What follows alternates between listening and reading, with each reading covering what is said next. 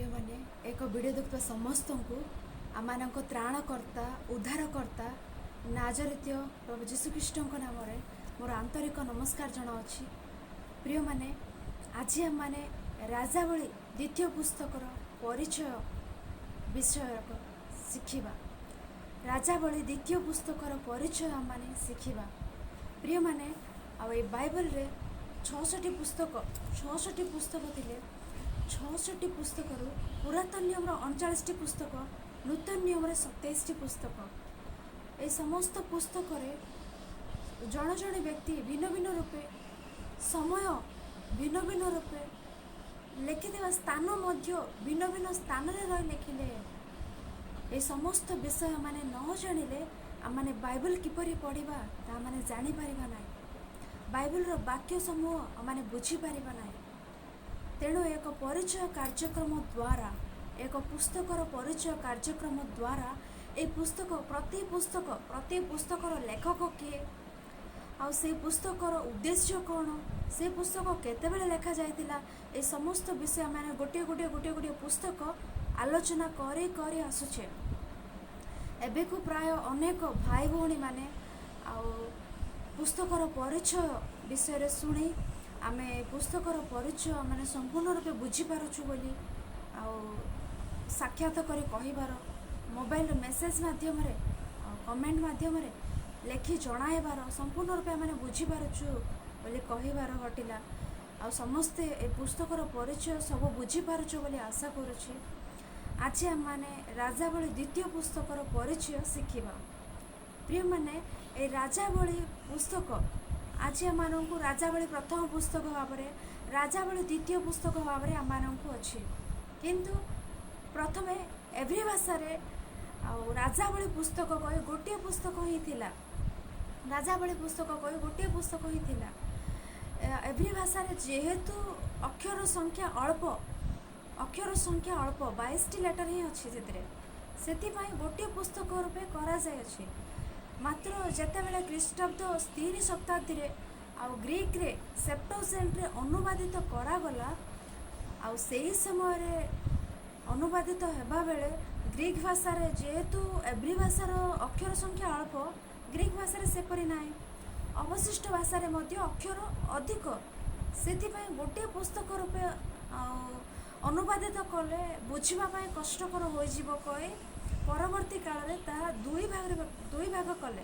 राजावली प्रथम पुस्तक, राजावली द्वितीय पुस्तक, जहाँकि आज आम मैंने देखुचे यही राजावली पुस्तक यहीपरि आसी। हेले एथिरे लेखक किए, राजावली द्वितीय पुस्तकर लेखक किए कह मैंने आलोचना कले। आ प्रथम पुस्तकर परिचय, राजावली प्रथम पुस्तकर परिचय आ जो मैंने शुणी ना doctor of my heavenly father नामक यूट्यूब चैनल रे आमर सेटा अपलोड अच्छी से वीडियो शुणु। राजावली प्रथम पुस्तकर परिचय माने आलोचना कला बेले ए राजावली प्रथम पुस्तकर लेखक किए कहला माने जेरेमिया बोली आलोचना करथिले। जेहेतु एवरी भाषा राजावली गोटे पुस्तक भाव में थिला, तो ए द्वितीय पुस्तकर मते लेखक किए कहले जेरेमिया ही। आ माने राजावली द्वितीय पुस्तकर 25टी अध्याय अच्छी। ए सारा 25टी अध्याय को माने देखिले कौन से स्थान रे भी ए राजावली द्वितीय पुस्तक लेखक अमुक व्यक्ति कोई निर्दिष्ट भाव में लेखा जाए ना कौन से स्थान रे भी। तो जेरेमिया ही राजावली पुस्तकर लेखक बोली माने अनुसंधान करी आ जानी प्रथम पुस्तकर परिचय बेले माने जानिलु। आउरी जेरेमिया ही ए राजावली द्वितीय पुस्तकर लेखक बोली कहबा निमंते आउ गोटे विषय कौन कहले आ जेरेमिया पुस्तक अच्छे। जेरेमिया पुस्तक 52 अध्याय को आ राजावली द्वितीय पुस्तकर 26 अध्याय 25 अध्याय आम मैंने पढ़िले आ लेखकर शैली से क्यों प्रकार पद गुड़िक व्यवहार करेठारे हो सेठारे हो से आम को देखा जाउछि। माने गोटे विषय स्पष्ट रूपे बुझुछि कौन कहले जेरेमिया ही आ राजावली द्वितीय पुस्तकर लेखक कही। राजावली द्वितीय पुस्तकर लेखक जेरेमिया ही निश्चित रूपे आम कन्फर्म रूपे कहीपर। जेरेमिया पूर्वे घटी घटना सबू भविष्य वक्ता माने ସେମାନଙ୍କ ଇତିହାସ ପୁସ୍ତକରେ ଲେଖି ରଖିଥିଲେ ସେ ସମସ୍ତ ବିଷୟକୁ ଆଣି ଜିରିମିୟ ଆଉ ରାଜାବଳୀ ପୁସ୍ତକ ଭାବରେ ଲେଖି ରଖିବାର ଆମମାନେ କଠିଲା। ତ ଜିରିମିୟ କେବେ ଲେଖିଥାଇପାରନ୍ତି, ସମୟ ତାହା କେବେ ହୋଇଥାଇପାରେ କହିଲେ ଜିରିମିୟଙ୍କ ସମୟ କହିଲେ ଖ୍ରୀଷ୍ଟପୂର୍ବ 570ରୁ 560 ବର୍ଷ ହୋଇଥାଇପାରେ। 570ରୁ 560 ବର୍ଷ ଇତିମଧ୍ୟରେ ଏ ପୁସ୍ତକକୁ ଜିରିମିୟ ଲେଖିଥିବେ। ଏକ ରାଜାବଳୀ ପୁସ୍ତକ କ'ଣ ଆମମାନଙ୍କୁ ଜଣାଏ କହିଲେ ଦାଉଦଙ୍କର ମରଣ, ସୋଲୋମନଙ୍କର ରାଜ୍ୟ ଶାସନ ଆଉ ଇସ୍ରାଏଲ ରାଜ୍ୟ ଦୁଇ ଭାଗରେ ବିଭକ୍ତ ହେଲା ପରେ ଇସ୍ରାଏଲ ରାଜ୍ୟକୁ କେଉଁ ରାଜାମାନେ ଶାସନ କଲେ, ଜିହୁଦା ରାଜ୍ୟକୁ କେଉଁ ରାଜାମାନେ ଶାସନ କଲେ, ରାଜ୍ୟରେ କିପରି ଶାସନ ଘଟିଲା। এই ରାଜ୍ୟ ଶାସନରେ ଭବିଷ୍ୟତ ବକ୍ତାମାନଙ୍କର ଭାବବାଣୀ ମଧ୍ୟ ଆମେ ଦେଖିଥାଉ। ଭବିଷ୍ୟତ ବକ୍ତାମାନଙ୍କର ଭାବବାଣୀ ମଧ୍ୟ ଆମେ এই ରାଜାବଳୀ ପୁସ୍ତକରେ ଆମେ ଦେଖିଥାଉ। ଆହୁରି ପ୍ରକୃତରେ ଇସ୍ରାଏଲ ରାଜ୍ୟରେ ଆମେ ରାଜାମାନେ ଆଉ ପ୍ରଧାନ ଯାଜକମାନେ ଆମମାନଙ୍କୁ ଅତି ମୁଖ୍ୟ ଭୂମିକାରେ ଦେଖାଯାଆନ୍ତି। ତାହା ସଙ୍ଗେ ସଙ୍ଗେ ଆମମାନଙ୍କୁ ଭବିଷ୍ୟତ ବକ୍ତାମାନଙ୍କର ମଧ୍ୟ ଅତି ମୁଖ୍ୟ ଭୂମିକା ଏ ରାଜାବଳୀ ପୁସ୍ତକରେ ଆମେ ଦେଖିଥାଉ। ଭବିଷ୍ୟତ ବକ୍ତାମାନଙ୍କର ମଧ୍ୟ ଯେତେବେଳେ ରାଜାମାନେ ରାଜ୍ୟ ଶାସନରେ ଏପଟେ ଜିହୁଦୀମାନଙ୍କ ରାଜ୍ୟ ଶାସନରେ ହେଉ ଇସ୍ରାଏଲର ରାଜ୍ୟ ଶାସନରେ ହେଉ, ରାଜ୍ୟ ଶାସନରେ ରାଜାମାନେ ସେମାନେ କୌଣସି ପ୍ରକାର ସେମାନଙ୍କର କୌଣସି ଦୋଷ ଘଟିଲେ ରାଜ୍ୟ ଶାସନରେ ସେମାନେ ନେଉଥିବା ରଙ୍ଗ ଡିସିସନକୁ ସେମାନେ ଈଶ୍ୱରଙ୍କ ଆଜ୍ଞା ବିରୁଦ୍ଧରେ ବଞ୍ଚିଲେ ସେମାନଙ୍କୁ ସଠିକ୍ ପଥରେ ଚଲାଇବା ପାଇଁ, ସେମାନଙ୍କୁ ଅନୁଯୋଗ କରି ସଠିକ୍ ପଥରେ ଚଲାଇବା ପାଇଁ ଈଶ୍ୱର ସିଲେକ୍ଟ କରିଥିବା ଲୋକ ହିଁ ଈଶ୍ୱର ପଠାଇଥିବା ଲୋକ ହିଁ ଏହି ଭବିଷ୍ୟତ ବକ୍ତାମାନେ ଆମମାନଙ୍କୁ ଦେଖାଯାଆନ୍ତି। ରାଜ୍ୟ ଶାସନରେ ରାଜାମାନେ ନେଉଥିବା ରଙ୍ଗ ଡିସିସନକୁ ଅନୁଯୋଗ କରି ସଠିକ୍ ରୂପେ କରିପାରୁଥିବା ଲୋକ ହେଉଛନ୍ତି ଈଶ୍ୱର ପଠାଇଥିବା ଭବିଷ୍ୟତ ବକ୍ତାମାନେ। ଆଉ ଏ ଭବିଷ୍ୟତ ବକ୍ତାମାନଙ୍କ ବିଷୟରେ ଆମେ ଆଲୋଚନା କଲେ ଏମାନେ କାହାକୁ ଭୟ କରନ୍ତି ନାହିଁ, ଏମାନେ ଈଶ୍ୱରଙ୍କୁ ଭୟ କରନ୍ତି। ଈଶ୍ୱର କହିବା ଅନୁସାରେ ରାଜାଙ୍କ ନିକଟକୁ ଯାଇ ଲୋକମାନଙ୍କ ନିକଟକୁ ଯାଇ ସିଧାସଳଖ ଅନୁଯୋଗ କରନ୍ତି। ରାଜାଙ୍କୁ ଭୟ କରନ୍ତି ନାହିଁ ଭବିଷ୍ୟତ ବକ୍ତାମାନେ କହି ଏମାନଙ୍କୁ ଏ ରାଜାବଳୀ ପୁସ୍ତକ ଭାବରେ ଦେଖାଯାଉଛି। ଧୈର୍ଯ୍ୟ ରୂପେ ଈଶ୍ୱର କହିବା ଅନୁସାରେ ରାଜାଙ୍କ ନିକଟକୁ ଯାଇ ଅନୁଯୋଗ କରିବାର, ଲୋକମାନଙ୍କୁ କହିବାର ଚରିତ୍ର ଭବିଷ୍ୟତ ବକ୍ତାମାନଙ୍କର ଆମମାନଙ୍କୁ ଏଠାରେ ଦେଖାଯାଉଛି। ଆହୁରି ଏ ରାଜାବଳୀ ପ୍ରଥମ ପୁସ୍ତକର ମାନେ ଆଲୋଚନା କଲାବେଳେ ରାଜାବଳୀ ପ୍ରଥମ ପୁସ୍ତକର କାହା ଦ୍ୱାରା ଶେଷ ହୋଇଅଛି ମାନେ ଆହାବ, ଇସ୍ରାଏଲର ରାଜା ଆହାବଙ୍କ ପୁତ୍ର ଅହସ୍ୟଙ୍କ ଦ୍ୱାରା ଶେଷ ହୋଇଥିଲା, ଅହସ୍ୟ ଅଧିକାରକୁ ଆସିଲା ପରେ। ସେହିପରି ରାଜାବଳୀ ଦ୍ୱିତୀୟ ପୁସ୍ତକର ଆରମ୍ଭ ବିଷୟରେ ଆମେ ଦେଖିଲେ ଏଲିୟଙ୍କର ଶେଷ ଏବଂ ଆହାବଙ୍କ ପୁତ୍ର ଅହସ୍ୟଙ୍କର ଶେଷ ସହିତ ଆରମ୍ଭ ହେଉଛି। ଶେଷ ମାନେ ଏଠାରେ ଗୁଡ଼ିଏ ବିଷୟ ଆମେ ଦେଖିଲେ ରାଜାବଳୀ ଦ୍ୱିତୀୟ ପୁସ୍ତକରେ ପ୍ରଥମେ ଆମକୁ ଇସ୍ରାଏଲ ରାଜା ଦେଖାଯିବେ, ଆହାବର ପୁତ୍ର ଅହସ୍ୟ, ମାନେ କଣ୍ଟିନ୍ୟୁଏସନ୍ ହିଁ ରାଜାବଳୀ ପ୍ରଥମ ପୁସ୍ତକର କଣ୍ଟିନ୍ୟୁଏସନ୍ ହେଉଛି ରାଜାବଳୀ ଦ୍ୱିତୀୟ ପୁସ୍ତକ।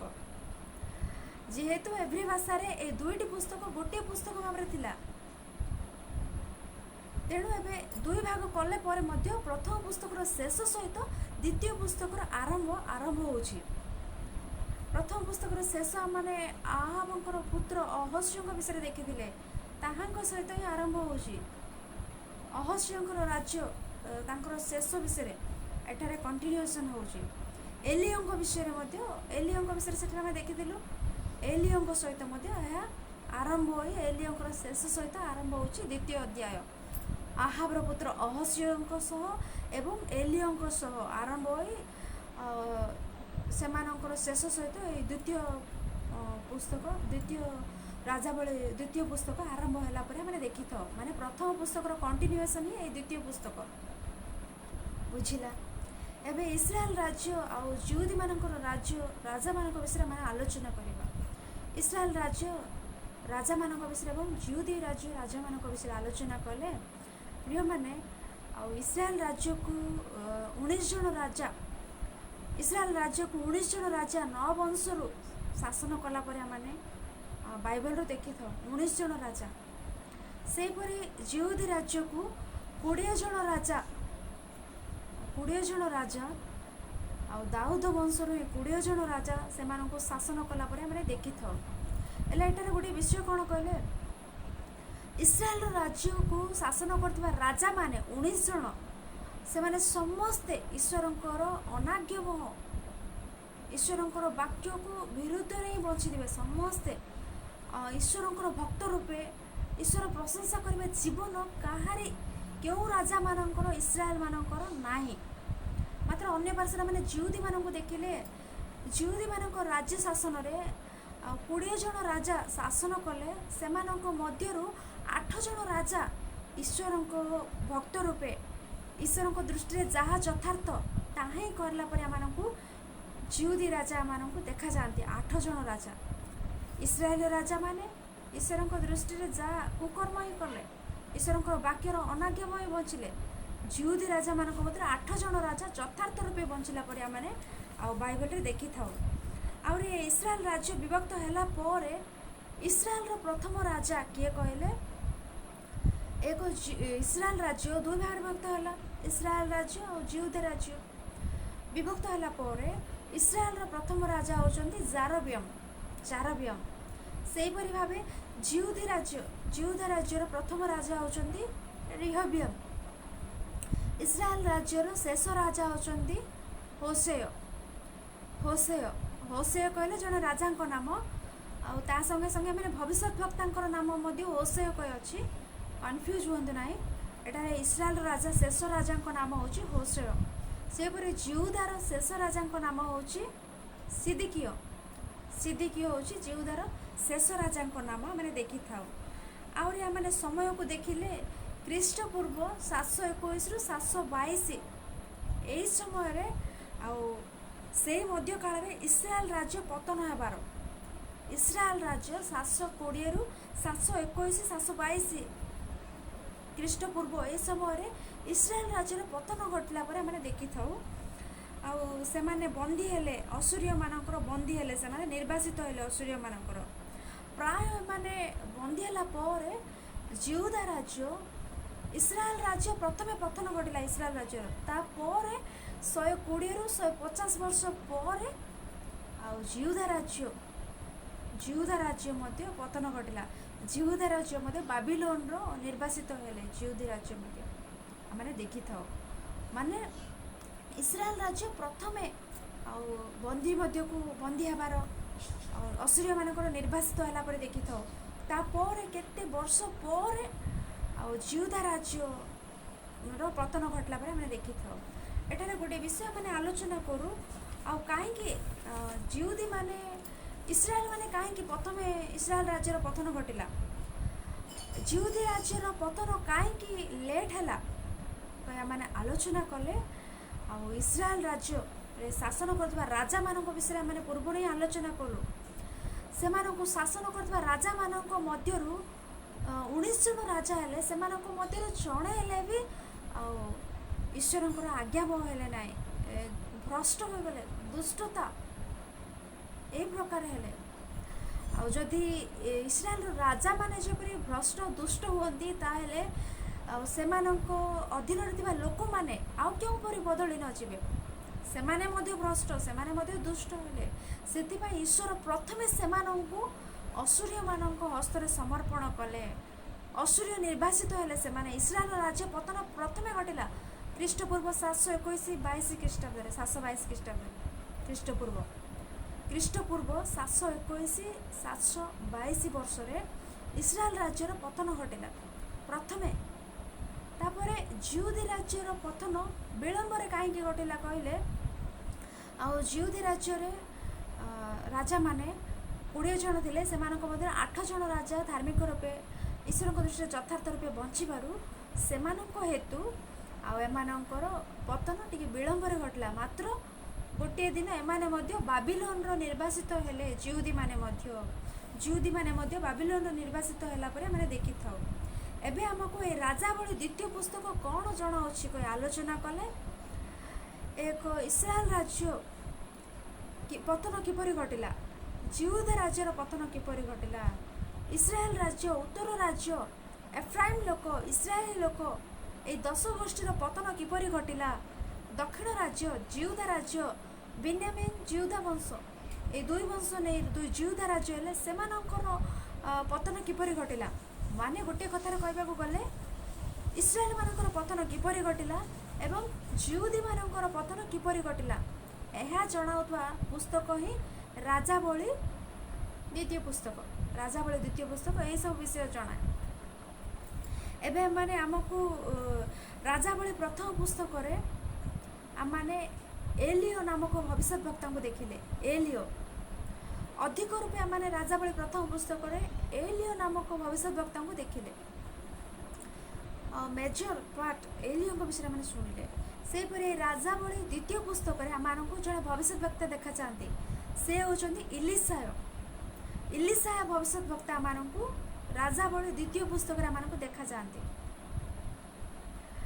अधिकांश रूपे इलिसाया विषय में प्राय 2 अध्याय ठारू 13 अध्याय पर्यंत इलिसाया विषय में पढ़ी था ताहा कहे अन्य भविष्यवक्ता नाहांती कहले ताहा नुहे आहरी बड़ बड़ भविष्यवक्ता मध्य आमको राजावली द्वितीय पुस्तक रे देखा जाते से माने क्यों माने कहे आलोचना कले जड़े जिसाय भावादी हूँ जिसाय पुस्तक रे जहाँ आम देखुचे जिसाय भविष्यवक्ता हूँ ए राजावली पुस्तक से देखा जीवे जड़े जिरिमिया भविष्यवक्ता से मध्य राजावली द्वितीय पुस्तक देखा जीवे से प्रकार जड़े जुनस जड़े मिखा जड़े नाहुम जड़े अवधीय भविष्यवक्ता जड़े होशेय भविष्यवक्ता सिफोनिय भविष्यवक्ता एम समस्ते आम को राजावली द्वितीय पुस्तक ए समस्त भविष्यवक्ता आम देखा जाते तापर निर्वासित हैला परे इस्राएल राज्य जिहुदा राज्य निर्वासित हैला परे आमको जिहिजिकल दानिएल ए भविष्यवक्ता माने देखा जाते से माने मध्य ए राजावली पुस्तक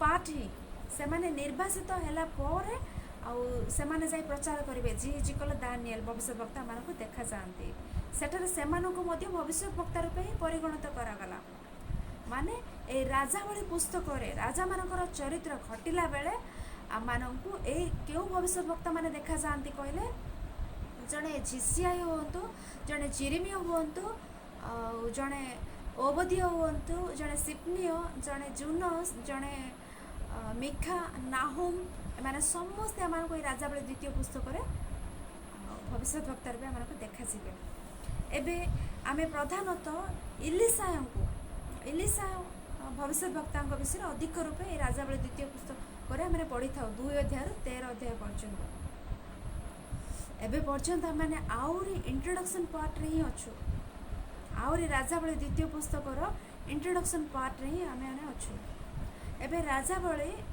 द्वितीय पुस्तक 25 अध्याय अच्छे ए 25 अध्याय को माने केते भाग रे व्यक्त करबा ए 25 अध्याय को केते भाग रे व्यक्त करबा माने कहले 2 भाग रे व्यक्त करबा प्रथम अध्याय रु 17 अध्याय पर्यंत प्रथम भाग 18 अध्याय रु 25 अध्याय पर्यंत द्वितीय भाग आउ थे शुणु 25 अध्याय अच्छी राजावली द्वितीय पुस्तक आमने प्रथम अध्याय रु 18 अध्याय पर्यंत प्रथम भाग आउ 17 अध्याय पर्यंत 18 अध्याय रु 25 अध्याय पर्यंत द्वितीय भाग ए प्रथम भाग आमको कौन जनाए कहले प्रथम अध्याय रु 17 अध्याय पर्यंत इस्राएल राज्य पतन किपरि घटिला इस्राएल राज्यर पतन किपरि घटिला जहाँकि उत्तर राज्य एफ्राइम लोक 10 गोष्ठीर किपरि पतन घटिला किपरि से निर्वासित हेले से विषय रे 1 अध्याय 17 अध्याय पर्यंत आमको लेखा जाय अछि आउरी 18 अध्याय 25 अध्याय पर्यंत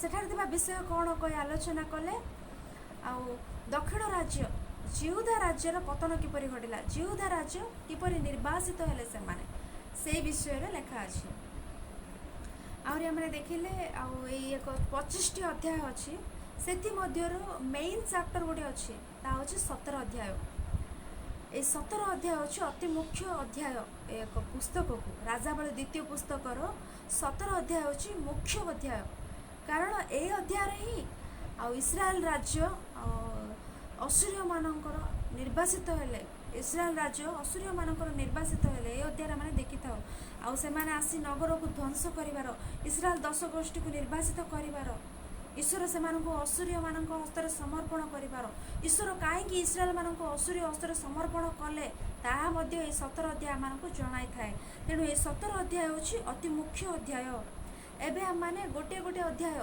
25टी अध्याय अच्छे गोटे गोटे गोटे गोटे गोटे गोटे अध्याय 25टी अध्याय कंप्लीट से विषय मैंने जानिबा शिखिबा समस्त विषय समस्त अध्याय माने जाग्रत सहकारे गोटे गोटे गोटे गोटे अध्याय माने ध्यान करी करी जीवा प्रिय माने आ गोटे विषय आ राजावली पुस्तकर चरित्र केते कालर कहे माने आलोचना कले प्रथमे राजावली प्रथम पुस्तक राजावली द्वितीय पुस्तक गोटे पुस्तक भाव थिला एवरी भाषा रे राजावली प्रथम पुस्तक माने कहार कहार कहार आरंभ पढ़िल कहले सोलोमन राजांकर सोलोमन राजा थिबा समय केते बेले कहले 790 ख्रीष्टपूर्व 790 रु राजावली द्वितीय पुस्तक शेष रे कौन घटी कहले जेरूसालेम रो पतन घटुची जेरूसालेम रो पतन केते बेले घटिला कहले 586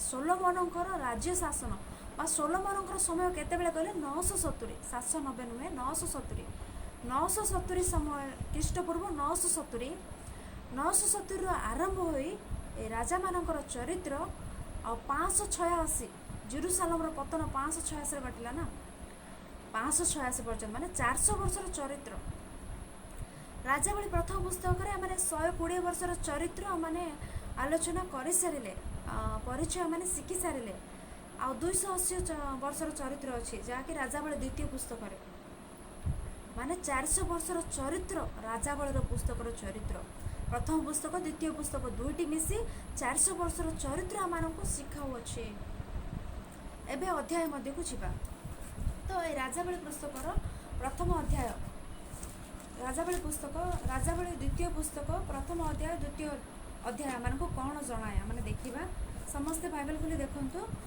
राजावली द्वितीय पुस्तक प्रथम अध्याय द्वितीय अध्याय मैंने देखा राजावली द्वितीय पुस्तक प्रथम अध्याय द्वितीय अध्याय मान कौन जनाए एठारे राजावली प्रथम अध्याय द्वितीय अध्याय मान एलियो विषय लिखा अच्छी आहरी अहस्यों विषय लिखा अच्छी एलियो विषय मैंने देखी था प्रथम अध्याय द्वितीय अध्याय अहस्यों विषय मैंने देखी था एक राजावली प्रथम अध्याय द्वितीय अध्याय एलियो विषय आम मुख्यतः देखी था एलियो क्यारेक्टर एलियो स्ट्रेट फॉरवर्ड व्यक्ति स्ट्रेट फॉरवर्ड आ एलियो व्यक्ति से कठिन अति कठिन भाव थे एलियो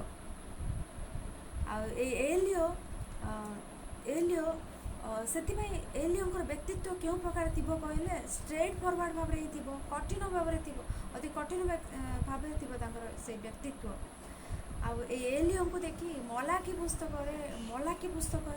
आ गोटे विषय लिखिले कौन कहले एलियो सदृश आउ जड़े आसुँच लिखे प्रभु जीशुख्रीष्ट कहे एलियो परी आसवे आउ कई नुहति से बाप्तिजक जोहन बोली कहे माने एलियो परी रोष थी व्यक्ति एलियो परी स्ट्रेट फॉरवर्ड व्यक्ति आ नूतन भाव आमको आउ जड़े व्यक्ति देखा जाऊँच सी किए कहले बाप्तिजक जोहन तांको विषय पूर्वर मलाकी पुस्तक एलियो सदृश आउ जड़े व्यक्ति आसवे बोली लिखबार घटिला आ प्रभु जीशुख्रीष्ट कहले एलियो सदृश आसवे व्यक्ति आउ किए नुहति से होती बाप्तिजक जोहन बोली कहबार घटिला जोहन को मैंने देखिले सेम एलियो परी ही थे एलियो लोम एलियो स्टाइल एलियो गुण आन आम देखा जाए से परी एलियो को आहाब इस्राएल बद्ध करने को चेष्टा करेंगे से परी नूतन नियम जोहन को देखिले हेरोदिया जोहन को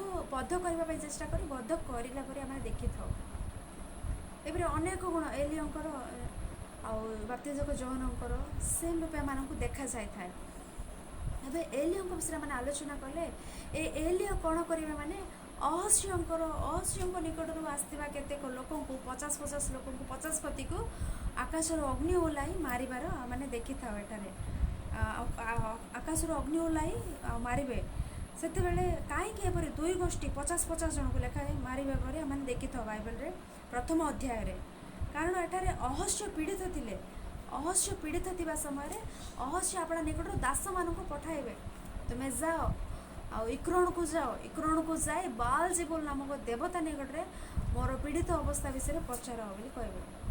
सेटारे अहस्यों को जना जीवित परमेश्वर अच्छा बोली एलियो मध्य सेठार अच्छा बोली अहस्यों को जना ईश्वर महान शक्ति तांकर ईश्वर अनेक आश्चर्य कार्य करुछन बोली अहस्यों को जना तथापि बाल जीबुल देवता निकट को दास मान पठाइले अहस्य सेतेबेले एलियो कौन करेंगे माने अहस्यर दास मानक भेटी तांकू कहबे मु एठारे अछि ईश्वर महान परमेश्वर आमर अच्छा तुम्हें मो निकट को न आसी तुम्हें आउ क्या निकट को इक्रोन रे देवता निकट कहीं जाओ तुम राजा निश्चय मरब बोली कहबे। ए विषय से माने आसी अहस्य को कहबे। अहस्य शुणी एलियो को डाक बोली 50-50 लोक मान 50 पति को पठाइबे से माने जाए एलियो को डाकिबे एलियो से आकाश अग्नि ओलाई से मारिबार तापर शेष में एलियो से माने बारंबार डाकिबार एलियो जीवार आउ तुम्हें मरब बोली अहस्यों को कहिबार ए समस्त विषय माने राजावली द्वितीय पुस्तकर प्रथम अध्याय माने देखि थाउ ए समस्त विषय आम देखा जाए। एवं राजावली द्वितीय पुस्तक द्वितीय अध्याय माने देखिले आठारे एलिसा मान को देखा एलियो जो स्थान को जाऊे एलिसा से ही स्थान को मु जीवी बोली कहते एलियो मु जीवी कहले एलिसा मत तुम्हें जो स्थान को जाऊँ मुझे जीवी बोली कहे एलियो जीरो को गले इलिसा जीरो को मु जीवी बोली कहे जीवे एलियो जर्दन को गले इलिसा मुझे जीवी बोली कहे एथर एलियो पचारे इलिसा को तुम कौन दरकार बोली कहले इलिसा कहे तुमर आत्मार 2 गुण आत्मा मोर दरकार बोली कहबार हाँ ठीक अच्छे तुम्हें से परी पाइब बोली कहे इलिसा पाइबे आठारे एलियो आरोहण करेंगे माने 2 अध्याय देखी था से परी 2 अध्याय इलिसा बैतेल को गला मैंने देखू इलिसा सेठार बैतेल को गले से जाऊ जाऊ केतेक क्षुद्र बालक नगर बाहरी आसी तांको परिहास करी कहले आरे टांगरा मुंडा ऊपर को जा आरे टांगरा मुंडा ऊपर को जा इलिसा बैतेल को गला बेले केतेक बालक 42 जन बालक तांकू परिहास करेंगे थट्टा करेंगे यही विषय इलिसा जड़े भविष्य वक्ता से सह्य करि न पारी से साप देले से क्षण जंगल भलुकी 2 भलुकी मैंने आसी से 42 जन पिला विधिन्न कर माने मारिबार माने एठारे देखी था 2 अध्याय प्रिय माने एठारे गोटे विषय लक्ष्य करंतु आठारे 42 जन पिला माने मरिबार से माँ से बापा माने केते दुख भोग करथिबे एपरी कहीं जड़े भविष्य वक्ता को थट्टा परिहास कले कहले पितामातांकर पालन रे लोप अच्छी पितामातांकर पालन रे से माने उचित रूपे पालन कले ना पिला मानको बड़ लोक मानको एपरी कहबा को हबो नाही अन्य मानको परिहास थट्टा करबा को हबो नाही बोली पिला बेलर से मानको सिखाइतिले से माने आज इलिसा को थट्टा परिहास करी भोलुकी मानक द्वारा आक्रमण करा जाय न थांते तेणु से पितामाता माने केते पितामाता माने दुख भोग करथिबे आज आम मानक मध्य आम पिला मानक मध्य एपरी गुण थिले अन्य मानक परिहास थट्टा करिवार मजा करिवार एई गुण क्रिश्चियन मानक उचित नुहे बोली लेखा अछि असार कथा परिहास थट्टा मजा ये सब आम उचित नुहे जदि आम था रोची ताल आम अनेक क्षति सह्य करवा तेणु यही विषय में आम परिवार यही प्रकार लोक थिले अन्य मानक थट्टा करी ताहा महान विषय भाविले से प्रकार लोक थिले आम से सजाड़बार अच्छे ना आम अनेक क्षति सह्य करवा ये देखो 42 जन लोक 42 जन पिला से बापा माँ केते दुख प्रकाश कर तेणु अन्य मानक केबे हेले परिहास थट्टा करवा ना मुख्यतः ईश्वर को भविष्य वक्ता को ईश्वर को लोक को से थट्टा परिहास कले यहीपरि आम 2 अध्याय देखी था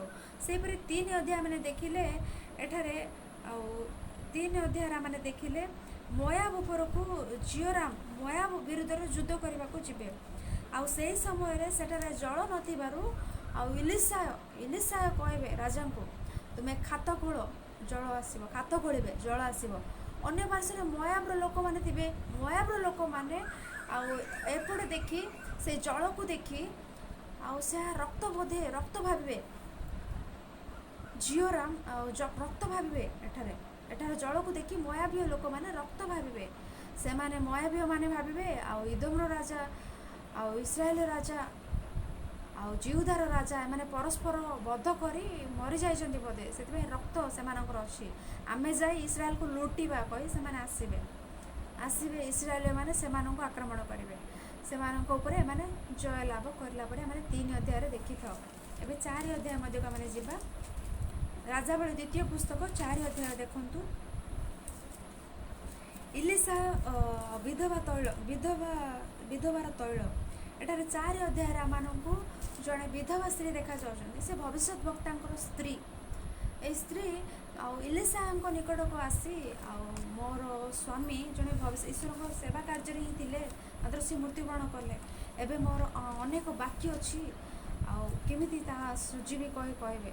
ସେହି ସମୟରେ ଇଲିଶା କହିବେ, ତୁମ ଘରେ ଯେତେ ପାତ୍ର ଅଛି ସବୁ, ତୁମ ଘରେ କ'ଣ ଅଛି ବୋଲି ପଚାରିବେ। ପ୍ରଥମେ ମୋର ତେଲ ଅଛି ବୋଲି କହିବେ, ତେଲ ଅଛି, ତୁମ ଘରେ ଯେତେ ପାତ୍ର ଅଛି ସେ ପାତ୍ରରେ ସେ ତେଲ ଢାଳ ବୋଲି କହିବେ। ସେ ତେଲ ଢାଳିବେ, ସବୁ ପାତ୍ର ଭର୍ତ୍ତି ହୋଇଯିବ। ସେହି ସମୟରେ ସେ ସ୍ତ୍ରୀ ପୁନର୍ବାର ଇଲିଶାଙ୍କ ନିକଟକୁ ଆସିବେ। ଇଲିଶା ସେହିପରି କଲି ତୁମେ କହିବା ପରି କହିଲେ, ଏବେ କ'ଣ କରିବି କହିଲେ। ଇଲିଶା କହିବେ, ସେଇ ପାତ୍ରର ସମସ୍ତ ତେଲ ଯାଇ ବିକ୍ରି କରିଦିଅ ବୋଲି କହିବେ।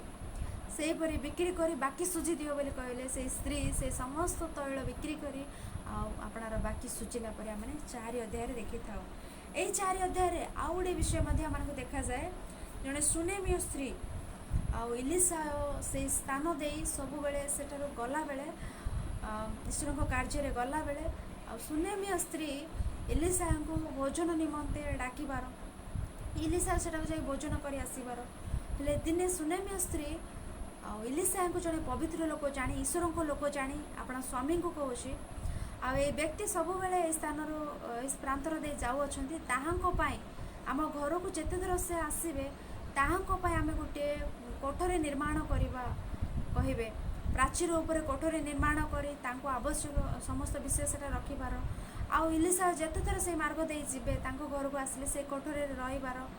ମାନେ ଜଣେ ଈଶ୍ୱରଙ୍କ ସେବକକୁ ରହିବା ନିମନ୍ତେ ସ୍ଥାନ ପ୍ରସ୍ତୁତ କଲା ସୁନେମୀୟ ସ୍ତ୍ରୀ ଈଶ୍ୱରଙ୍କ ଲୋକଙ୍କୁ ରହିବା ନିମନ୍ତେ ସ୍ଥାନ ପ୍ରସ୍ତୁତ କଲା ପରେ ଏଠାରେ ସୁନେମୀୟ ସ୍ତ୍ରୀ ବିଷୟରେ ଆମେ ପଢ଼ିଥାଉ। ତାପରେ ସେଇ ପ୍ରକାରେ 5 ଅଧ୍ୟାୟରେ ଆମେ ଦେଖିଲେ, 5 ଅଧ୍ୟାୟରେ ଏଠାରେ ଅରାମୀୟ ରାଜାର ସେନାପତି ନାମନ ନାମକ ଜଣେ ବ୍ୟକ୍ତି ଆମକୁ ଦେଖାଯାଆନ୍ତି। 5 ଅଧ୍ୟାୟରେ ଅରାମୀୟ ରାଜାର ସେନାପତି ନାମନ ନାମକ ଜଣେ ବ୍ୟକ୍ତି ଦେଖାଯାଆନ୍ତି। এই ନାମନ ନାମକ ସେନାପତି ଜଣେ ସମ୍ଭ୍ରାନ୍ତ ଆଉ ମହାବିକ୍ରମଶାଳୀ ବୋଲି, ସମ୍ଭ୍ରାନ୍ତ ଲୋକ ମହାବିକ୍ରମଶାଳୀ ବୋଲି ତାଙ୍କ ବିଷୟରେ ଲେଖା ଅଛି। ମାତ୍ର ତାହାଙ୍କର ଗୋଟିଏ ବିଷୟ ତାଙ୍କୁ କଷ୍ଟ ଦେଉଅଛି, ମାନସିକ ଭାବରେ ଶାରୀରିକ ଭାବରେ ତାଙ୍କୁ ଗୋଟିଏ ବିଷୟ କଷ୍ଟ ଦେଉଛି। ତାହା କ'ଣ କହିଲେ, ତାଙ୍କ ଶରୀରରେ କୁଷ୍ଠରୋଗ ଥିଲା। ତାଙ୍କ ଶରୀରରେ କୁଷ୍ଠରୋଗ ଦ୍ୱାରା ସେ ମାନସିକ ଭାବରେ ଅନେକ ଯନ୍ତ୍ରଣା ଭୋଗୁଥିଲେ। ଏହି ବିଷୟ ଆଉ ଇସ୍ରାଏଲରୁ ବନ୍ଦୀ କରି ଗୋଟେ କ୍ଷୁଦ୍ର ବାଳିକାକୁ ସେଇ ସ୍ଥାନକୁ ନେଇଯାଇଥିଲେ ଅରାମୀୟ ମାନେ। ଆଉ ସେଇ ବାଳିକା ଛୋଟ ଝିଅ ସେ ଏଇ ଏକ ସେନାପତିର ଗୃହରେ ସେବା କାର୍ଯ୍ୟ କରୁଥିଲା। ଇସ୍ରାଏଲର ଝିଅ ସିଏ, ସେ ଝିଅ ଏହିପରି ସେନାପତି ନାମନ ଦୁଃଖ ଭୋଗ କରୁଥିବାର ଦେଖି ତାଙ୍କ ସ୍ତ୍ରୀଙ୍କୁ ଏ ବିଷୟ ଜଣାଇଲା। ଇସ୍ରାଏଲରେ ଜଣେ ବ୍ୟକ୍ତି ଅଛନ୍ତି, ଇଲିଶା ନାମକ ଜଣେ ବ୍ୟକ୍ତି, ଆଉ ତାହାଙ୍କ ନିକଟକୁ ଗଲେ ସେ ରୋଗ ସୁସ୍ଥ କରିବେ ବୋଲି କହିବେ। ଏହି ବିଷୟ ଶୁଣି ଆଉ ସେନାପତି ନାମାନ ଭାବିବେ, ମୁଁ ଯିବି ବୋଲି ଭାବିବେ, ଇସ୍ରାଏଲକୁ ଯାଇ ଆଉ ସେଇ ବ୍ୟକ୍ତିଙ୍କୁ ଭେଟିବି ଭାବିବେ। ଏହି ବିଷୟ ଜାଣି ଅରାମର ରାଜା ଆଉ ଇସ୍ରାଏଲର ରାଜା ନିକଟକୁ ଚିଠି ଲେଖିବାର ଘଟିଲା। ଚିଠି ଲେଖିବେ ଅରାମର ରାଜା ଆଉ ଚିଠି ଲେଖିବେ ଇସ୍ରାଏଲ ରାଜା ନିକଟକୁ, ମୋର ସେନାପତି ଆସୁଅଛି, ସେ ରୋଗ ସୁସ୍ଥ ଯେପରି ହୋଇପାରିବ ତୁମେ କର ବୋଲି କହିବେ। ଏହି ବିଷୟ ଶୁଣି ଇସ୍ରାଏଲ ରାଜା ଆଉ ଗାବରା ହେବେ, ସେଇ ଦେଶରୁ ଏହି ସ୍ଥାନକୁ ରୋଗ ସୁସ୍ଥ ହେବା ପାଇଁ ଆସୁଅଛି କି ନା, କୌଣସି ଗୋଟେ ମନ୍ତ୍ରଣା ନାହିଁ, ଆମ ରାଜ୍ୟ ଉପରେ ବିରୁଦ୍ଧରେ ସେମାନେ ଯୁଦ୍ଧ କରିବା ପାଇଁ ଆସୁଛନ୍ତି ବୋଲି ଭାବିବେ ଇସ୍ରାଏଲ ରାଜା। ମାତ୍ର ଇଲିଶା ଇସ୍ରାଏଲ ରାଜାଙ୍କୁ କହିବେ, ସେ ସେଇଥିପାଇଁ ଆସୁନାହାନ୍ତି, ସେ ଆସନ୍ତୁ ବୋଲି କହିବେ। ସେତେବେଳେ ନାମାନ ଆଉ ଇସ୍ରାଏଲ ରାଜ୍ୟକୁ ଆସିବାର ଆଉ ଇଲିଶାଙ୍କୁ ନିକଟକୁ ଆସିବାର ଆମେ ଦେଖିଥାଉ। ଆଉ ମୋ ରୋଗରୁ କିପରି ସୁସ୍ଥ ହେବେ କହିଲେ, ଇଲିଶା ତୁମେ ଜର୍ଦ୍ଦନ ନଦୀକୁ ଯାଇ 7 ଥର ବୁଡ଼ ବୋଲି କହିବେ। ଏହି ବିଷୟ ଶୁଣି ଆଉ ନାମାନ କ୍ରୋଧାନ୍ୱିତ ହେବେ, କାରଣ ସେ କହିବେ ମୋତେ ମୁଁ ଭାବିଲି ଜଣେ ଭବିଷ୍ୟତ ବକ୍ତା ଇଲିଶାୟ ମୋତେ ସ୍ପର୍ଶ କରିବେ, ମୋତେ ଯେଉଁଠାରେ କୁଷ୍ଠରୋଗ ଅଛି ସେଠାରେ ସ୍ପର୍ଶ କରି ପ୍ରାର୍ଥନା କରିବେ, ସୁସ୍ଥ କରିବେ ଭାବିଲି। ମାତ୍ର ଏକ ଇଲିଶାୟ ମୋତେ 7 ଥର ଜର୍ଦ୍ଦନ ନଦୀରେ ବୁଡ଼ିବା ପାଇଁ କହୁଅଛି। ଏହା ଅପେକ୍ଷା, ଜର୍ଦ୍ଦନ ନଦୀ ଅପେକ୍ଷା ଆମ ଦେଶରେ ଉତ୍ତମ ନଦୀ ନାହିଁ କି? ଉତ୍ତମ ଉତ୍ତମ ନଦୀ ଆମ ଦେଶରେ ଅଛି। ମୁଁ ବୁଡ଼ିଥିଲେ ସେଠାରେ ହିଁ ବୁଡ଼ିଥାନ୍ତି। ଏତେ ଦୂର ଆସିଲେ ଆଉ ମୋତେ ଜର୍ଦ୍ଦନ ନଦୀରେ 7 ଥର ବୁଡ଼ିବା ପାଇଁ କହୁଛନ୍ତି କ'ଣ ବୋଲି କ୍ରୋଧାନ୍ୱିତ ହେବେ। ଦେଖନ୍ତୁ, ଏଠାରେ ନାମାନଙ୍କ ବିଷୟରେ ଆଲୋଚନା କଲେ। ନାମାନ ଅରାମ ରାଜ୍ୟରେ ସେନାପତି ଭାବରେ ଅଛନ୍ତି, ଅଧ୍ୟକ୍ଷ ଜଣେ। ଆଜି ଦେଖନ୍ତୁ, ଆମ ଦେଶର ମିଲିଟାରୀମାନଙ୍କୁ, ପୋଲିସମାନଙ୍କୁ, ନେଭିମାନଙ୍କୁ ଆମେ ଦେଖୁଥିଲେ ସେମାନଙ୍କର କ୍ରୋଧ ଟିକେ ଅଧିକ ହିଁ, ସେମାନଙ୍କ ଟିକେ ରାଗ ଅଧିକ ହିଁ, କାରଣ ସେମାନେ ସେହି ପ୍ରକାର କାର୍ଯ୍ୟରେ ନିଯୁକ୍ତ ଅଛନ୍ତି। ଏଇ ନାମାନଙ୍କର ମଧ୍ୟ କ୍ରୋଧ ଟିକେ ଅଧିକ, କାରଣ ସେ ସେନାପତି ଭାବରେ ଅଛନ୍ତି। ତ ଜର୍ଦ୍ଦନ ନଦୀରେ ବୁଡ଼ ବୋଲି କହିବାରେ ସେ କ୍ରୋଧାନ୍ୱିତ ହେଲେ। ଆଉ ସେହି ସମୟରେ ତାଙ୍କ ସୈନ୍ୟମାନଙ୍କ ମଧ୍ୟରୁ ଜଣେ ସୈନ୍ୟ କହିବେ, ଆଉ ଏତେ ସବୁ କଲ ଏଇ ରୋଗ ସୁସ୍ଥ ହେବା ପାଇଁ, ଏଇ ଗୋଟିଏ କାର୍ଯ୍ୟ କର। ଏହା କ'ଣ କଷ୍ଟଜନକ କାର୍ଯ୍ୟ କି? ନଦୀରେ, କେବଳ ଜର୍ଦ୍ଦନ ନଦୀରେ ବୁଡ଼ିକି ଆସ, ତାଙ୍କ କଥା ଅନୁସାରେ କର ବୋଲି କହିବେ। ସେତେବେଳେ ନାମାନ ଯିବେ, ଜର୍ଦ୍ଦନ ନଦୀରେ ପ୍ରଥମ ଥର ବୁଡ଼ିବେ, କୌଣସି ପ୍ରକାର ପରିବର୍ତ୍ତନ ନାହିଁ। ଦ୍ୱିତୀୟ ଥର ବୁଡ଼ିଲେ, ଏହି ପ୍ରକାର 5 ଥର ବୁଡ଼ିଲେ, 6 ଥର ବୁଡ଼ିଲେ, କୌଣସି ପ୍ରକାର ପରିବର୍ତ୍ତନ ନାହିଁ। ଶେଷରେ 7ମ ଥର ବୁଡ଼ିଲେ, ତାପରେ ଉଠିଲେ। ତାଙ୍କ ଶରୀର କେଉଁ ପ୍ରକାର ବଦଳିଗଲା କହିଲେ, ଆଉ ଲେଖା ଅଛି, ଆମେ ଦେଖୁ, କ୍ଷୁଦ୍ର ବାଳକର ମାଂସ ତୁଲ୍ୟ ହେଲା। କ୍ଷୁଦ୍ର ବାଳକର ମାଂସ ତୁଲ୍ୟ ତାଙ୍କ ଶରୀର, ମାନେ କୁଷ୍ଠରୋଗ ସୁସ୍ଥ ହୋଇଗଲେ। ସେ ସୁସ୍ଥ ହେଲା ପରେ ସେ ଏହି ଏକ ଆଶ୍ଚର୍ଯ୍ୟ ବିଷୟ ଦେଖି ସକ୍ ହୋଇଗଲେ। ଇଲିଶାୟଙ୍କ ନିକଟକୁ ଆସିଲେ, ଅନେକ ଉପହାର ଆଣିଲେ। ଇଲିଶାୟ ମୋର ଦରକାର ନାହିଁ ବୋଲି କହିଲେ। ତାପରେ ସେଇଦିନ এই 5 ଅଧ୍ୟାୟରେ এই ନାମାନ ନାମକ ସେନାପତି ଗୋଟେ ଷ୍ଟେଟମେଣ୍ଟ ଦେଲେ। ତାହା କ'ଣ କହିଲେ? ଇସ୍ରାଏଲର ପରମେଶ୍ୱର ହିଁ ପ୍ରକୃତ ପରମେଶ୍ୱର ବୋଲି କହିବାର, ଆଜିଠାରୁ ମୁଁ ତାହାଙ୍କ ଉଦ୍ଦେଶ୍ୟରେ ବଳି ନୈବେଦ୍ୟ ଉତ୍ସର୍ଗ କରିବି ବୋଲି କହିବାର ଗୋଟେ ଉତ୍ତମ ଷ୍ଟେଟମେଣ୍ଟ ଆଉ ଏଠାରେ ନାମାନ ନାମକ ସେନାପତି ଦେବାର ଘଟିଲା। ଏଇ 5 ଅଧ୍ୟାୟରେ ହିଁ ଆଉ ଇଲିଶାୟ ମନା କରିଦେବେ ସେ ଆଣିଥିବା ଉପହାରକୁ। ମାତ୍ର ଇଲିଶାୟଙ୍କ ଦାସ ଗେହେଜି ଆଉ ନାମାନ ପଳାଉଥିଲେ, ଯାଇ ମୋତେ ଦିଅ ଉପହାର ଦିଅ ବୋଲି ସେ ଉପହାର ମାଗିବାର, କୁଷ୍ଠରୋଗକୁ କିଣିକି ଆଣିବାର ଆମେ ଦେଖିଥାଉ ଏ 5 ଅଧ୍ୟାୟରେ। ସେହିପରି 6 ଅଧ୍ୟାୟ, ରାଜାବଳୀ ଦ୍ୱିତୀୟ ପୁସ୍ତକ 6 ଅଧ୍ୟାୟ ଦେଖନ୍ତୁ ପ୍ରିୟମାନେ। এই 6 ଅଧ୍ୟାୟରେ କ'ଣ କହିଲେ? ଆଉ ଭବିଷ୍ୟତ ବକ୍ତାମାନେ ଆଉ ଶିଷ୍ୟମାନେ ସମସ୍ତେ ଗୋଟିଏ ସ୍ଥାନରେ ଥିବେ। ଆଉ ଯେହେତୁ ଜାଗା ହେବ ନାହିଁ, ସମସ୍ତେ ଗୋଟିଏ ସ୍ଥାନରେ ଥିବେ। ତ ଶିଷ୍ୟମାନେ ଆସି କହିବେ କ'ଣ କରିବା କହିଲେ, ଜର୍ଦ୍ଦନ ନଦୀରୁ କାଠ ଆଣ, ତମ୍ବୁ ନିର୍ମାଣ କର, ସେଥିରେ ରୁହ ବୋଲି କହିବେ। ଯିବେ କାଠ ଆଣିବା ପାଇଁ। କାଠ ହାଣିଲା ବେଳେ ସେଟା ଏଠାରେ ଗୋଟେ ଆଶ୍ଚର୍ଯ୍ୟ ବିଷୟ ଘଟିବ। କ'ଣ କହିଲେ? ଆଉ କୁରାଢ଼ୀ ଆଉ ଲୁହା ଆଣିଲା ବେଳେ ସେ ଲୁହା ପାଣିରେ ପଡ଼ିଯିବ। ସେମାନେ ସମସ୍ତେ ଇଲିଶାୟଙ୍କୁ ସେ ବିଷୟ ଜଣାଇବେ। ଇଲିଶାୟ ଆଉ ଲୁହା ପାଣିରେ ଭାସିଲା ପରି ସେଟା ଗୋଟେ ଆଶ୍ଚର୍ଯ୍ୟ କାର୍ଯ୍ୟ ଘଟାଇବେ। এই 6 ଅଧ୍ୟାୟରେ ଆମେ ତାହା ଦେଖିଥାଉ। এই 6 ଅଧ୍ୟାୟରେ 7 ଅଧ୍ୟାୟରେ ଆଉ ଗୋଟେ ବିଷୟ ମଧ୍ୟ ଆମେ ଦେଖିବା। ତାହା କ'ଣ କହିଲେ? ଆଉ ଅରାମର ରାଜା ବିନ୍ ହଦଦ ଆପଣାର ସମସ୍ତ ସୈନ୍ୟ ଏକତ୍ର କରି ସମରିୟାକୁ ଅବରୋଧ କରିବେ।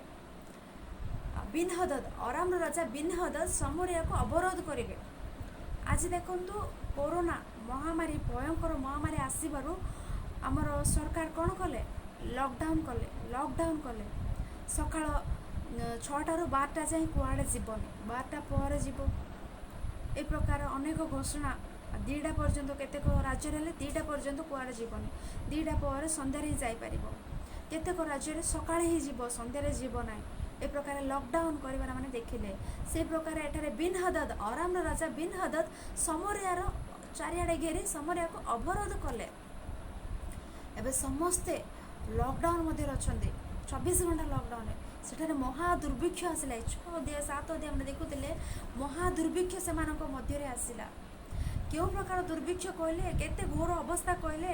ଏକ ଗର୍ଦ୍ଦଭର ମୁଣ୍ଡ 80 ରୌପ୍ୟ ମୁଦ୍ରାରେ, କୋପତର ମଳର 1 କାବର ଚତୁର୍ଥାଂଶ 5 ରୌପ୍ୟ ମୁଦ୍ରାରେ ବିକ୍ରୟ ହେବା ପର୍ଯ୍ୟନ୍ତ ଅବରୋଧ କଲେ। କେତେ ଭୟଙ୍କର ସ୍ଥିତି, କେଡ଼େ ମହା ଦୁର୍ଭିକ୍ଷ ଆସିଲା ଦେଖନ୍ତୁ। ଆଉ ଏହିପରି ମହା ଦୁର୍ଭିକ୍ଷ ସମୟରେ ଆଉ ଗୋଟେ ବିଷୟ ଶୁଣିଲେ ଆମମାନଙ୍କୁ ଆଉ ଭୟ ଲାଗିବ। ତାହା କ'ଣ କହିଲେ? 2 ଜଣ ସ୍ତ୍ରୀ ଥିବେ। ସେଇ 2 ଜଣ ସ୍ତ୍ରୀ କ'ଣ କଲେ? ମାନେ ଆଉ ଜଣ ସ୍ତ୍ରୀର ପୁଅ, ଆଜି ଆମର ପୁଅ ଖାଇବା ମିଶିକି, କାଲିକି ତମର ପୁଅ ଖାଇବା। ମାନେ କେଡ଼େ ଦୁର୍ଭିକ୍ଷ କେଉଁ ଷ୍ଟେଜ୍କୁ ଗଲା ଦେଖନ୍ତୁ।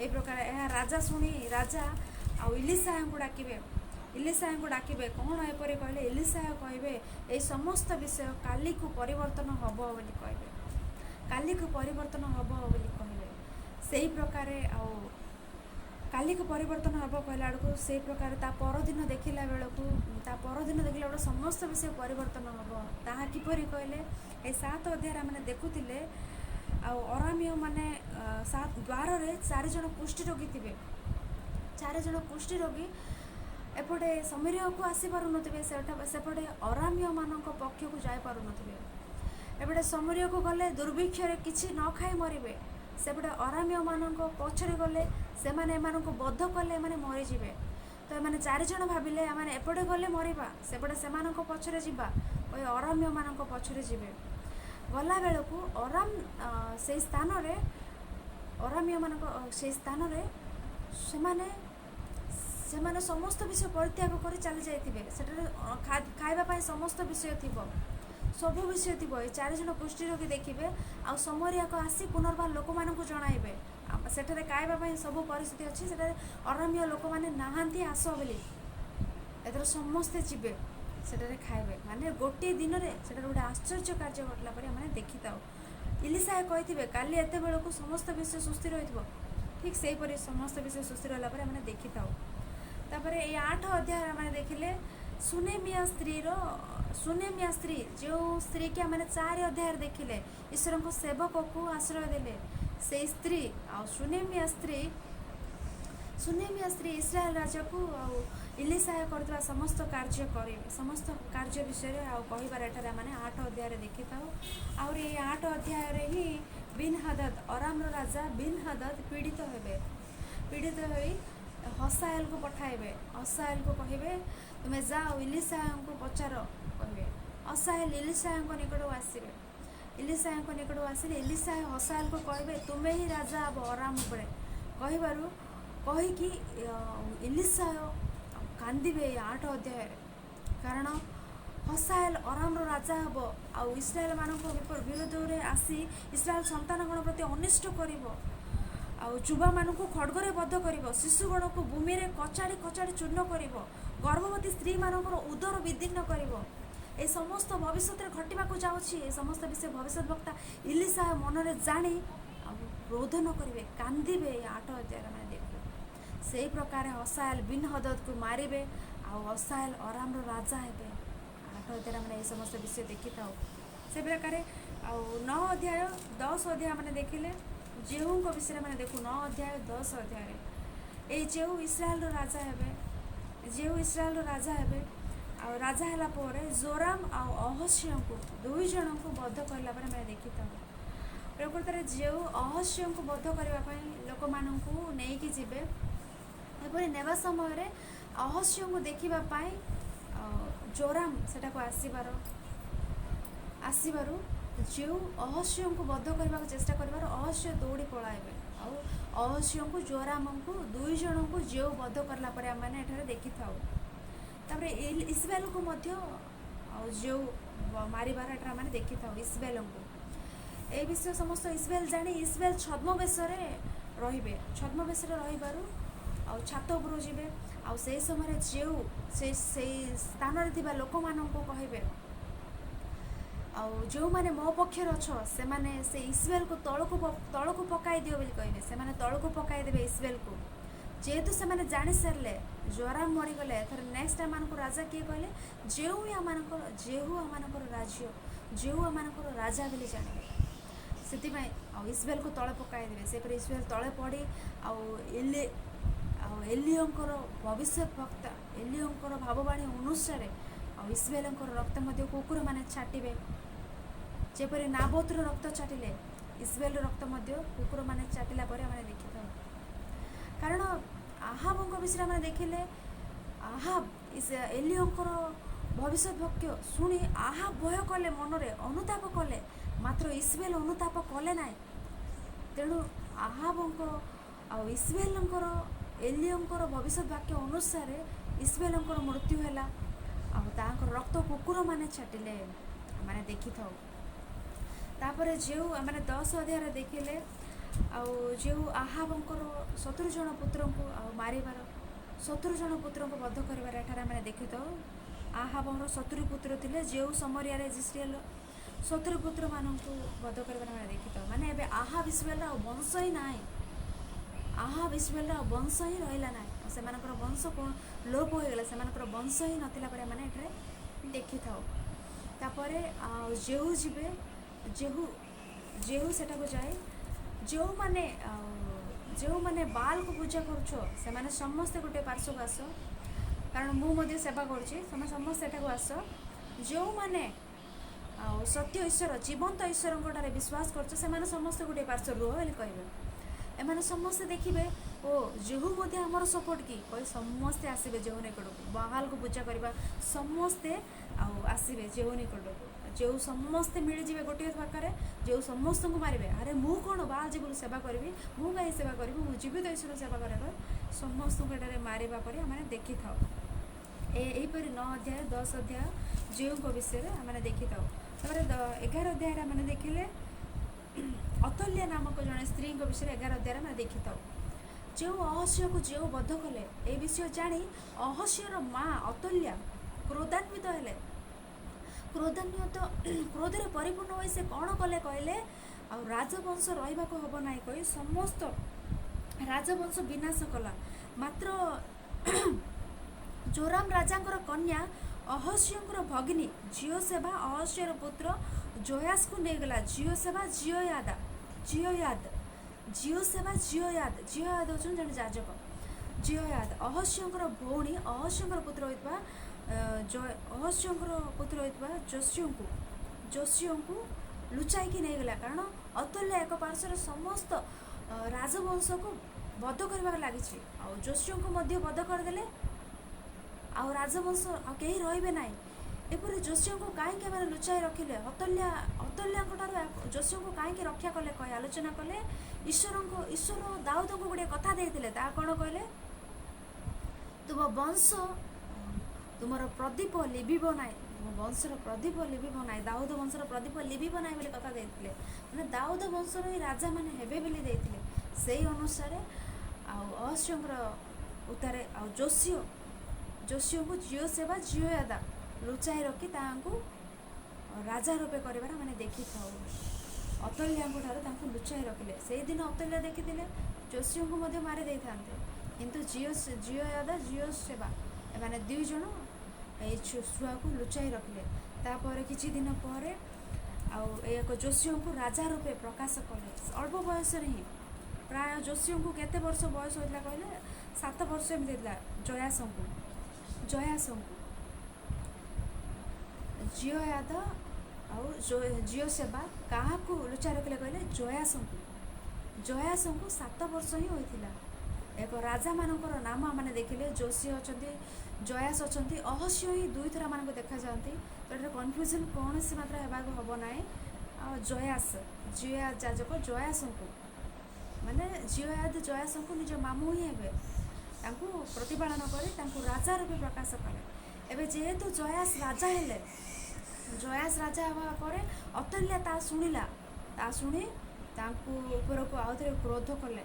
ମାତ୍ର ଏବେ ଯେହେତୁ ଜୟାସ ରାଜା ରୂପେ ଅଛନ୍ତି, ଅନ୍ୟ ଲୋକ ସମସ୍ତେ ରାଜାଙ୍କ କଥା ଅନୁସାରେ ଅତଲ୍ୟାଙ୍କୁ ବଧ କରିବାର ଏଠାରେ ଘଟିଲା। ତାପରେ 12 ଅଧ୍ୟାୟରେ ଆମେ ଦେଖିଲେ ଜୟାସଙ୍କର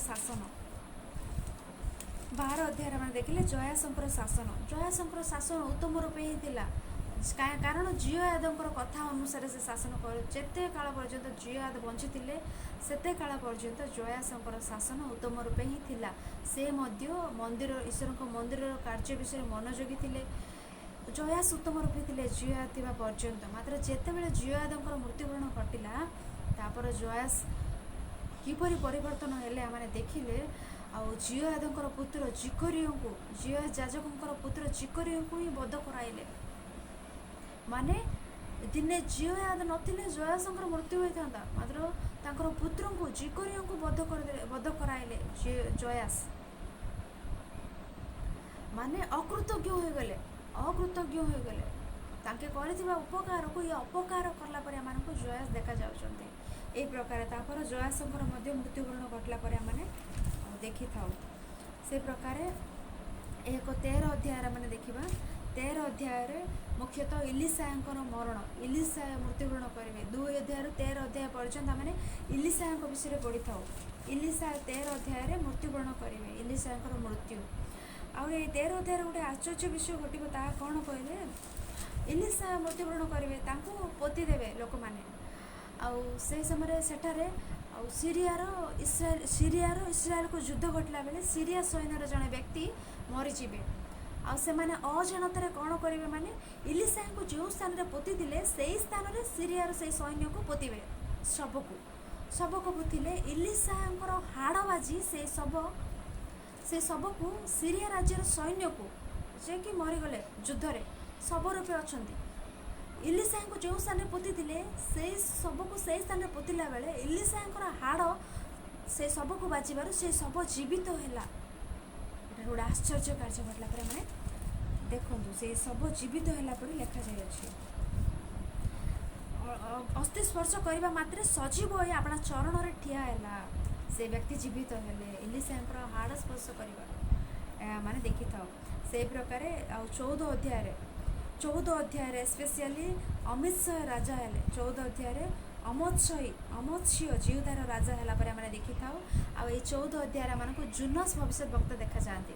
ଜୁନସ୍ ଭବିଷ୍ୟତ ବକ୍ତା ଦେଖନ୍ତୁ 14 ଅଧ୍ୟାୟ 25 ପଦରେ, ସଦାପ୍ରଭୁ ଇସ୍ରାଏଲର ପରମେଶ୍ୱର ଅମିତୟର ପୁତ୍ର ଗାଥ ହେପର ନିବାସୀ ଆପଣା ଦାସ ଜୁନସ୍ ଭବିଷ୍ୟତ ବକ୍ତାଙ୍କ ହସ୍ତରେ ଯାହା କହିଥିଲେ ତାହାଙ୍କର ସେହି ବାକ୍ୟ ଅନୁସାରେ ସେ ହମାତ୍ର ପ୍ରବେଶ ସ୍ଥାନଠାରୁ ପର୍ଯ୍ୟନ୍ତ ଇସ୍ରାଏଲର ସୀମା ପୁନର୍ବାର ହସ୍ତଗତ କଲେ। ଏଠାରେ ଜୁନସ୍ ଭବିଷ୍ୟତ ବକ୍ତା ବିଷୟରେ ଆମକୁ ଲେଖାଯାଇଅଛି। এই ଜୁନସ୍ ଭବିଷ୍ୟତ ବକ୍ତାଙ୍କ ବିଷୟରେ ଆମେ ଅଧିକ ରୂପେ ଜୁନସ୍ଙ୍କ ପୁସ୍ତକରେ ଆମେ ଆଲୋଚନା କରିବା। ମାନେ ଆଉ ରାଜାମାନଙ୍କ ଚରିତ୍ର ଯେହେତୁ ଆମେ ସଂକ୍ଷେପରେ ଆଲୋଚନା କରି ଯିବା, ଭବିଷ୍ୟତ ବକ୍ତାମାନଙ୍କ ପୁସ୍ତକରେ ଏହି ସ୍ଥାନରେ ଦେଖାଯାଉଥିବା ଭବିଷ୍ୟତ ବକ୍ତାମାନଙ୍କ ବିଷୟରେ ଆମେ ସେଇ ପୁସ୍ତକ ଭାବରେ ଗୋଟିଏ ପୁସ୍ତକରେ ଆଲୋଚନା କଲେ ଆମେ ସ୍ପଷ୍ଟ ରୂପେ ବୁଝିପାରିବା। ସେହିପରି ଏକ ପୁସ୍ତକରେ ଜିସାୟା ଭବିଷ୍ୟତ ବକ୍ତା ମଧ୍ୟରେ ଲେଖାଯାଇଛି।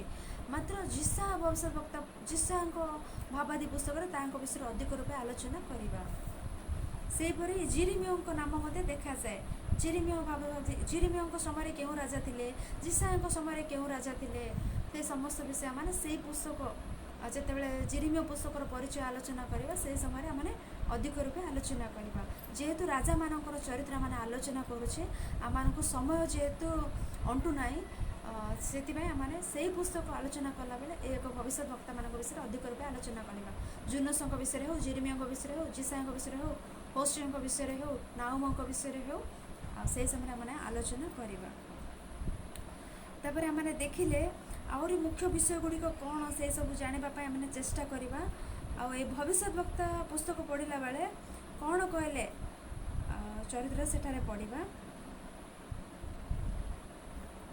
ତେଣୁ ଆହୁରି ଅଧିକ ରୂପେ ବାଇବେଲର ସ୍ପଷ୍ଟତା ବିଷୟରେ ଜାଣିବା ପାଇଁ, ବାଇବେଲର ଅଧିକ ରୂପେ ଜ୍ଞାନ ପାଇବା ନିମନ୍ତେ ଆଉ ଏକ ପରିଚୟ କାର୍ଯ୍ୟକ୍ରମକୁ ସମସ୍ତେ ଫଲୋ ହେବା ପାଇଁ ଚେଷ୍ଟା କରନ୍ତୁ। କାରଣ ବାଇବେଲର ସମ୍ପୂର୍ଣ୍ଣ ଜ୍ଞାନ ଆମେ ହାସଲ କରିପାରିବା। ଗୋଟିଏ ପୁସ୍ତକ ଉପରେ ସମ୍ପୂର୍ଣ୍ଣ ବିବରଣୀ, ସମ୍ପୂର୍ଣ୍ଣ ପରିଚୟ ଆମେ ଜାଣିଲେ ମାନେ ସମ୍ପୂର୍ଣ୍ଣ ଜ୍ଞାନ ବାଇବେଲ ହାସଲ କରିପାରିବା। ତେଣୁ ସମସ୍ତେ ଭିଡ଼ିଓ ଅପଲୋଡ଼ କରାଯାଇଥିବା ଭିଡ଼ିଓ ସବୁ ଦେଖନ୍ତୁ ଆଉ ବୁଝିବାକୁ ଚେଷ୍ଟା କରନ୍ତୁ। ଆହୁରି ଏବେ ଆମେ 14 ଅଧ୍ୟାୟରେ ଅଛୁ। 14 ଅଧ୍ୟାୟରେ ଜୁନସ୍ଙ୍କ ବିଷୟରେ ଦେଖୁ। 15 ଅଧ୍ୟାୟ 16 ଅଧ୍ୟାୟରେ ଅନେକ ରାଜାମାନଙ୍କର ଚରିତ୍ର ଆମେ ଦେଖିଥାଉ। ଜିହୁଦାର ରାଜା ଅସରିୟ, ଇସ୍ରାଏଲର ରାଜା ଜିଖରିୟ, ଇସ୍ରାଏଲର ରାଜା ସୋଲୁମ, ଇସ୍ରାଏଲର ରାଜା ମନହେମ, ଇସ୍ରାଏଲର ରାଜା ପକ୍ଷୟ, ଇସ୍ରାଏଲର ରାଜା ପେକହ, ଜିହୁଦାର ରାଜା ଯୋଥାମ, ଏମାନଙ୍କ ସମସ୍ତ ଜିହୁଦାର ରାଜା ଆହାଜ। 15-16 ଅଧ୍ୟାୟରେ ରାଜାମାନଙ୍କର ଚରିତ୍ର ଖାଲି ଆମେ ଦେଖିଥାଉ। ଏବେ 17 ଅଧ୍ୟାୟକୁ ଆମେ ଆସିଲେ। 17 ଅଧ୍ୟାୟରେ ଆମେ ଦେଖିଲେ, ଆଉ 17 ଅଧ୍ୟାୟ ମୁଖ୍ୟ ଅଧ୍ୟାୟ ବୋଲି ଆମେ ଭାବିଥିଲେ।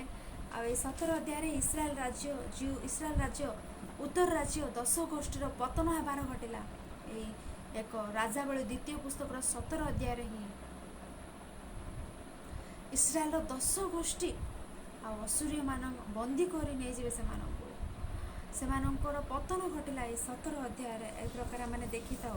ସମସ୍ତେ କମ୍ପ୍ଲିଟ୍ ଭାବେ ଇସ୍ରାଏଲର ପ୍ରଥମ ରାଜା ଜାରବିୟମଙ୍କ ଠାରୁ ଇସ୍ରାଏଲର ଶେଷ ରାଜା ହୋଇଥିବା ହୋସେୟଙ୍କ ପର୍ଯ୍ୟନ୍ତ ସମସ୍ତେ ईश्वर विरुद्ध में बंचिबे समस्ते ईश्वर विरुद्ध में बंचबारू ईश्वर कौन करेंगे कहीं ईश्वर से असुरी मान हस्त समर्पण कले ताहा एक राजावली द्वितीय पुस्तकर 17 अध्याय मानक जनाए समस्ते 19 जन राजा इस्राएल राज्य को शासन कला बेले एलिया भविष्य वक्ता से अनुसव करेंगे मैंने देखी था से प्रकार इलिशा भविष्य वक्ता अनेक अद्भुत कार्य से आखि सम्मुखें करेंगे अनुजोग कले भी अद्भुत कार्य कले भी से परिवर्तन हेले नाई देखा से ईश्वर असुरी मान हस्त समर्पण कलापर आम देखी था मुख्यतः मैंने 17 अध्याय 7 पद देखु कहीं ईश्वर असुरी मान हस्त समर्पण कले इस्राएल संतान गणर जो सदा प्रभु परमेश्वर से मिस्र देश अर्थात मिश्रा 17 अध्याय 7 पद देखु मिस्र राजा फरोर हस्तधीन उद्धार बाहर कर आनी विरुद्ध से पाप कर अन्य देवगण को भय कले जो ईश्वर कि मिस्र देश से आनी से ईश्वर को छाड़ी इस्राएल राजा माने अन्य देवगण को भय कले केड़े पाप कले देखो केते भयंकर विषय ईश्वर से आनिले अन्य देवगण को पूजा कले ईश्वर से सुरक्षा आनिले अन्य मानक से कले ईश्वर कौन करेंगे कहतु एक समय किणान देश में 7 जाति थे द्वितीय विवरण पुस्तक मैंने पढ़ले 7 जाति थे ईश्वर से हित्य उरिय हित्य अनेक प्रकार जाति से काढ़ले से तड़ीदे कारण से ईश्वर को भय करूँ ईश्वर आज्ञा भय बचु नथिले से ईश्वर तड़ीदे इस्राएल मान किणान देश देले आउ देवा पूर्वर ही ईश्वर गोटे वार्निंग देले ता कौन कहले तुम्हें सेटा को जीव मात्र तुम्हें मोर वाक्य अनुसार बंचब तुम्हें मते भय कर सुधा एमाने ईश्वर को भय कले ना अन्य देवगण मान से जो भूल करते से 7 गोष्ठी एमाने से भूल कले ईश्वर कौन कले एमानंकु मध्य असुरी मान हस्ते समर्पण कले माने एक समय से प्रति जहाँ कराइले आज एमानंक प्रति ताई घटाइला पर आमने देखु पारे 17 अध्याय 17 अध्याय आमने देखी पारे माने बाइबल रे ईश्वर महान ईश्वर बाइबल रे ईश्वर महान ईश्वर देखो 7 जाति भूल कले से तड़िले इस्राएल जाति ईश्वर संतान से भूल कले से ईश्वर मुखापेक्षा करूना से समान न्याय माने ईश्वर न्यायवान ईश्वर विश्वस्त आज देखु ए प्रकार महान ईश्वर को आम पाइछु ए प्रकार महान ईश्वर परिचय आम जानिछु अनेक लोक आज से ईश्वर को जानी ना से ईश्वर विषय में ज्ञात होना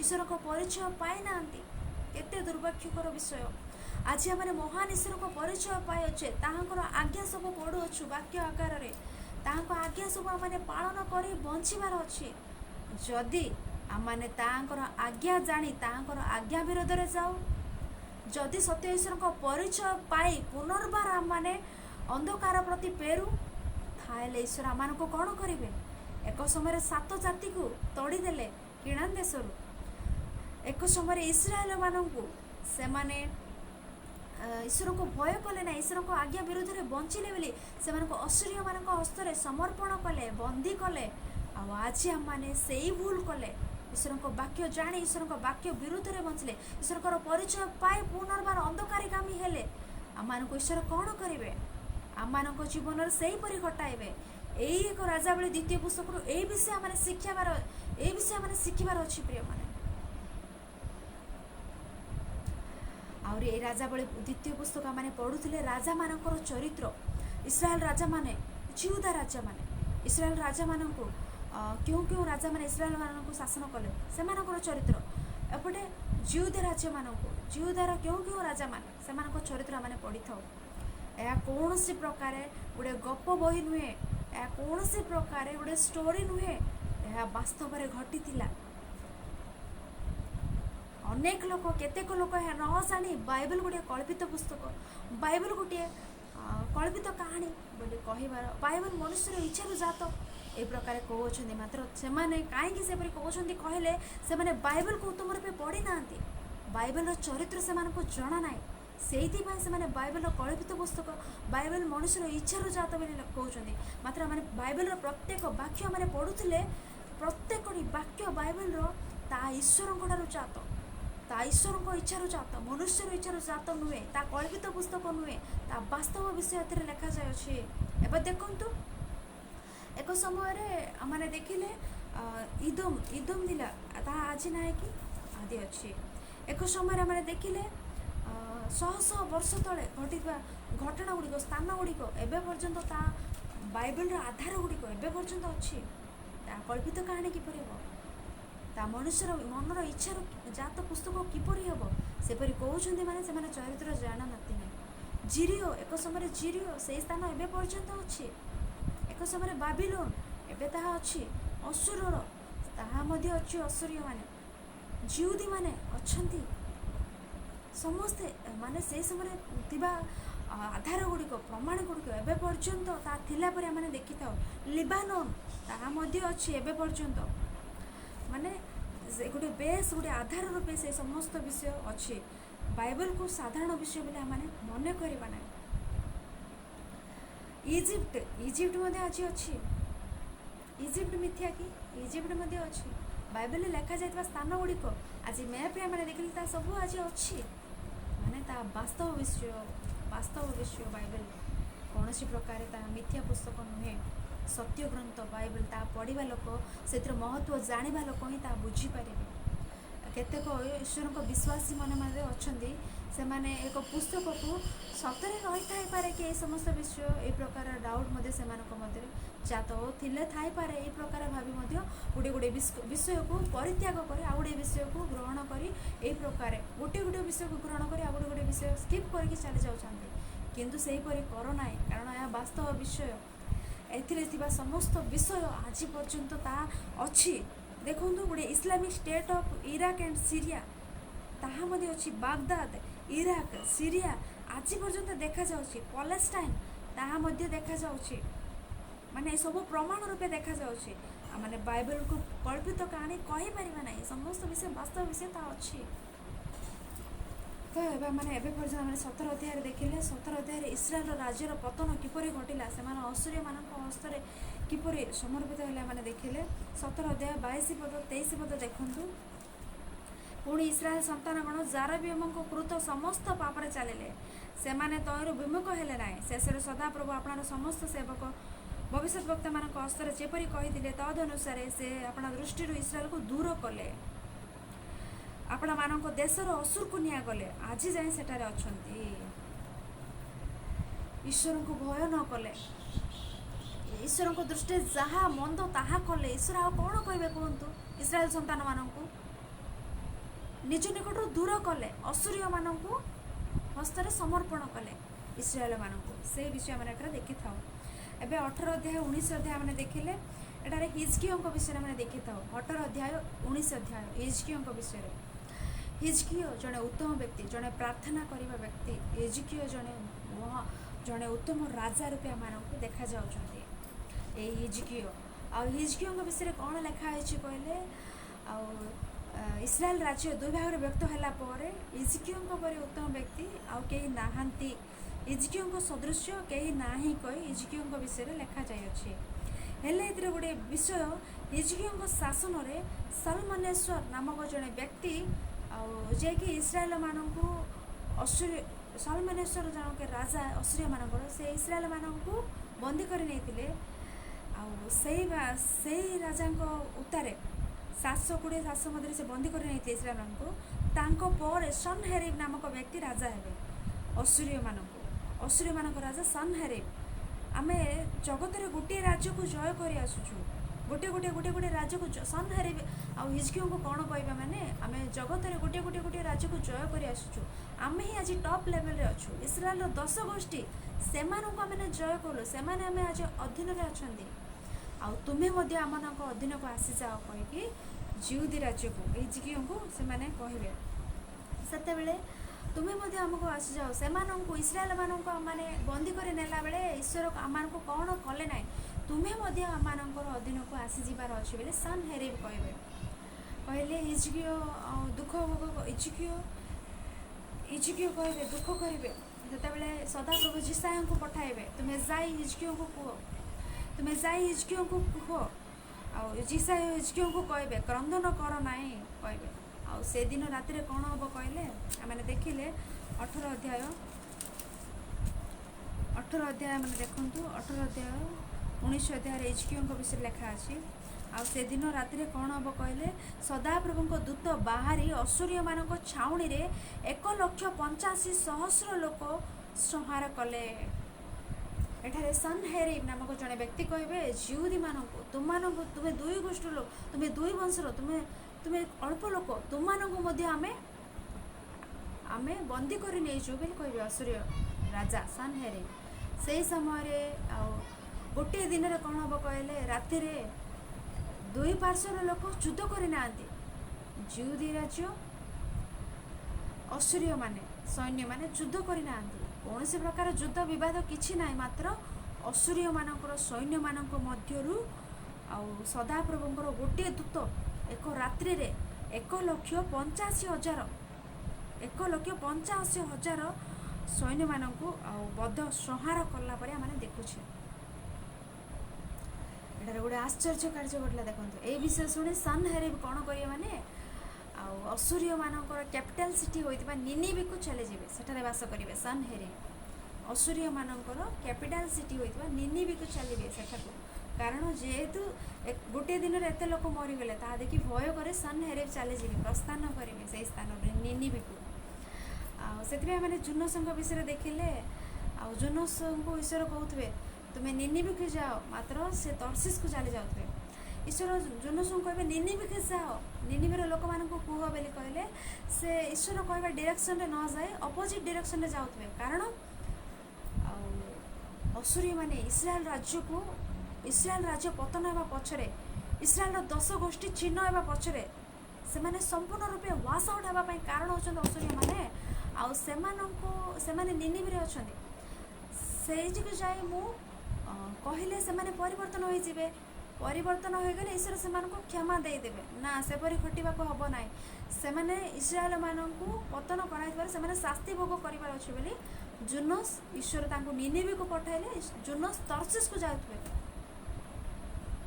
मात्र पर से जिबे आ से विषय हम जुनस पुस्तक रे माने पढिबा आ से विषय माने देखु ए प्रकार रे असुर राजा सनहेरीब आ निनिवे को जाए सेठार रहिबे सेठारे से अपना देवदेवी मान को पूजा कला बेले आर निजर पुत्र माने ही सनहेरीब को बध कला मैंने देखी था सनहेरीब को निजर पुत्र माने ही बध कला मैंने देखी था सेठारे से दिन सतरे जिहुदा राज्य रक्षा पाइला माने पाखरे थिबा 10 गोष्ठी को पराजित करि पारले ए असुरीय माने जिहुदा राज्य को से परास्त करि पार न थांते कि मात्र से दिन जिहुदा राज्य उद्धार पाइला रक्षा पाइला माने कारण कौन जानिछन्ती हिजकियोंकर प्रार्थना जड़े राज्य रे गोटे राजा भक्ति रूपे थिले समस्त राज्य रक्षा पाउछि जड़े राजा भक्ति जीवन द्वारा भक्ति द्वारा सारा राज्य रक्षा पाइला से दिन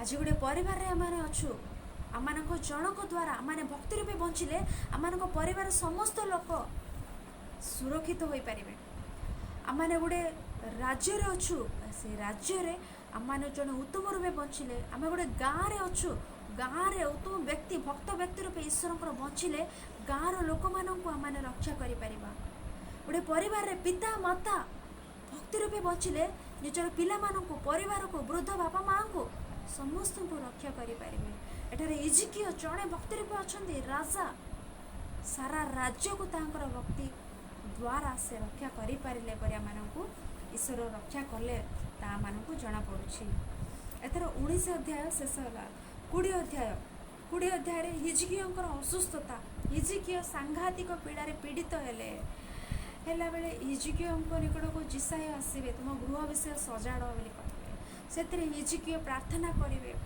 सिद्ध अंतःकरण रे ईश्वर निकट प्रार्थना कले आउ थरे ईश्वर जिसाया को पठाइबे जिसाया हिजकियो को ईश्वर हिजकियोंकर 15 वर्ष आयु वृद्धि करिवे 15 वर्ष आयु वृद्धि कला पर हिजकियो भल रूपे रहिबार अछि ना हिजकियाଙ୍କର କ'ଣ ହେଲା କେଜାଣି ଗର୍ଭ ନା କ'ଣ ଆସିଲା ଆଉ ବାବିଲରୁ କେତେଜଣ ଲୋକ ଆସିଲେ ଆଉ ସେମାନଙ୍କୁ ନିଜର ଭଣ୍ଡାରରେ ଥିବା ସମସ୍ତ ସିକ୍ରେଟ୍ ବିଷୟ ଧନ ଭଣ୍ଡାର ସମସ୍ତ ପଦାର୍ଥ ବାବିଲର ଲୋକମାନଙ୍କୁ ଦେଖାଇଲେ। ଏହିପରି ଦେଖାଇବା ଦ୍ୱାରା ଆଉ ଈଶ୍ୱର ସେତେବେଳେ ଈଶ୍ୱର ଗୋଟେ ୱାର୍ଣ୍ଣିଂ ଦେବେ, ଯାହା ସବୁ ତୁମେ ଦେଖାଇଲ ଏଇ ସମସ୍ତ କୌଣସି ବିଷୟ ନଥାଇ ଗୋଟିଏ ଦିନ ବାବିଲୋନୀୟ ମାନେ ସର୍ବସ୍ୱ ହରଣ କରିନେବେ ବୋଲି କହିଲେ। ଆଉ 21 ଅଧ୍ୟାୟରେ ମାନେ ଦେଖିଲେ ଆଉ ହିଜକିୟା ଜଣେ ଉତ୍ତମ ବ୍ୟକ୍ତି, ମାତ୍ର ତାଙ୍କ ପୁତ୍ର ମନସ୍ସୀ ସେ ଅନେକ ବର୍ଷ ରାଜ୍ୟ ଶାସନ କରିବେ। ହେଲେ ମନସ୍ସୀ ଇସ୍ରାଏଲମାନଙ୍କୁ ସେ କ୍ରୁର ରୂପେ ଥିବେ। ମନସ୍ସୀ ଇସ୍ରାଏଲମାନଙ୍କୁ ଶାସନ କରିବେ ଅନେକ ବର୍ଷ। ଏଇଟା ମନସ୍ସୀ ବିଷୟରେ ମାନେ ଦେଖିଥାଉ। ତାପରେ 22 ଅଧ୍ୟାୟରେ ଆମେ ଦେଖିଲେ ଆଉ ଜିହୁଦାର ରାଜା ଯୋଶିୟ, ଜିହୁଦାର ରାଜା ଯୋଶିୟ, ଏଠାରେ ଯୋଶିୟ ଆମମାନଙ୍କୁ ଜଣେ ଜିହୁଦାର ରାଜାମାନଙ୍କ ମଧ୍ୟରୁ ଯୋଶିୟ ଇଏ ଜଣେ ଉତ୍ତମ ବ୍ୟକ୍ତି। ଏହାଙ୍କ ପରେ ଆସିବାକୁ ଥିବା ଜିହୁଦାର ରାଜାମାନେ ଆଉ କେହି ଉତ୍ତମ ନୁହନ୍ତି। ଏଇ ଯୋଶିୟ ହେଉଛନ୍ତି ଜଣେ ଉତ୍ତମ ରାଜା। ଏଇ ଯୋଶିୟଙ୍କ ବିଷୟରେ ଆମେ 22 ଅଧ୍ୟାୟରେ ପଢ଼ିଥାଉ। ଏଇ ଯୋଶିୟଙ୍କ ପରେ ଆସିଥିବା ରାଜାମାନେ ସମସ୍ତେ କୌଣସି ନା କୌଣସି ବିଷୟରେ ଆଉ ଭୁଲ କରିବା ପାଇଁ ଆମେ ଦେଖିଥାଉ। ଆଉ ଏଇ ଯୋଶିୟ କ'ଣ କଲେ କହିଲେ, ଆଉ ମନସ୍ସୀ ଯୋଶିୟଙ୍କ ପୂର୍ବେ ମନସ୍ସୀ ରାଜା ରୂପେ ଥିଲେ। ସେ ମନସ୍ସୀ ଈଶ୍ୱରଙ୍କ ମନ୍ଦିରକୁ କେବେ ଯାଇନଥିବେ, ସବୁ ଦ୍ୱାର ବନ୍ଦ ଥିବ ଈଶ୍ୱରଙ୍କ ମନ୍ଦିର। ମାତ୍ର ଏଇ ଯୋଶିୟ ଆସିଲା ପରେ ମନ୍ଦିରକୁ ସଫା କରିବାର, ମନ୍ଦିର କାର୍ଯ୍ୟ କରିବାର, ଏ ସମସ୍ତ କରିବାର ଯୋଶିୟ କଲେ। ସେହିପରି କଲା ବେଳେ ଯୋଶିୟଙ୍କୁ ଗୋଟେ ପୁସ୍ତକ ମିଳିଲା, ବ୍ୟବସ୍ଥା ପୁସ୍ତକ। ସେଇ ପୁସ୍ତକ ପାଠ କରାଇ ରାଜା ଶୁଣିଲେ। ଆଉ ଶୁଣି ଏଇ ଯୋଶିୟ କେଡ଼େ ଉତ୍ତମ ବ୍ୟକ୍ତି, ଶୁଣି ସେ ସମସ୍ତ ବିଷୟ ଶୁଣିଲା ପରେ ସେ ଅନୁତାପ କଲେ, ଓହୋ ଈଶ୍ୱର ଏଇ ପ୍ରକାର ବଞ୍ଚିବା ପାଇଁ କହୁଛନ୍ତି, ମୁଁ ଏଇ ପ୍ରକାର କଲି, ମୁଁ ଭୁଲ କଲି ବୋଲି। ଆଉ ରାଜା ଏଇ ପ୍ରକାର ଭାବିବାର ଆମେ ଏଠାରେ ଦେଖିଥାଉ। এই ଯୋଶିୟଙ୍କ ବିଷୟରେ ଆମେ 22 ଅଧ୍ୟାୟରେ ଏଇ ପ୍ରକାର ଆମେ ପଢ଼ିଥାଉ। ତାପରେ ଆମେ ଦେଖିଲେ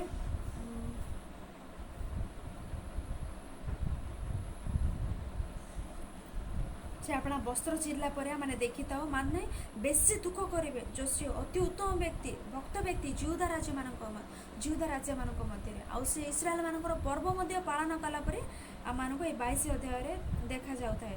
ଆଉ ଯୋଶିୟ ଆପଣଙ୍କୁ ଏଠାରେ ଯୋଶିୟ ଗୋଟେ ଭୁଲ କରିବେ, କ'ଣ କହିଲେ, ଆପଣଙ୍କୁ ସମ୍ବନ୍ଧିତ ନଥିବା ଗୋଟେ ଯୁଦ୍ଧରେ ଆଉ ସେ ଯୁଦ୍ଧ କରିବେ ମିଶରୀୟମାନଙ୍କ ସହିତ, ମାନେ ସେ ଯୁଦ୍ଧ କରାଇ ଯାଉଥିଲେ। ଏଇଟା ଦେଖନ୍ତୁ ଫାରୋନିକ ନାମକ ଜଣେ ମିଶର ରାଜା ଅବସ୍ଥାରେ ଅସୁରୀ ରାଜା ଉପରକୁ ସେ ମିଶର ରାଜା ଯୁଦ୍ଧ କରିବାକୁ ଗଲାବେଳେ ମୋ ଉପରକୁ ଆସୁଛନ୍ତି ବୋଲି ଇଏ ଆଡ଼ଭାନ୍ସ ହୋଇଯିବେ। ତ ଇଏ ଆଡ଼ଭାନ୍ସ ହୋଇ ଯୋଶିୟ ଯୁଦ୍ଧ କରିବାରୁ ମିଶର ରାଜାଙ୍କ ଅବସ୍ଥାରେ ଆଉ ଯୋଶିୟ ମରିଯିବେ। এই ବିଷୟ ଆମେ ଦେଖିଥାଉ। ସେହିପରି 23 ଅଧ୍ୟାୟ 26 ଅଧ୍ୟାୟ ଆମେ ଦେଖିପାରିଲେ।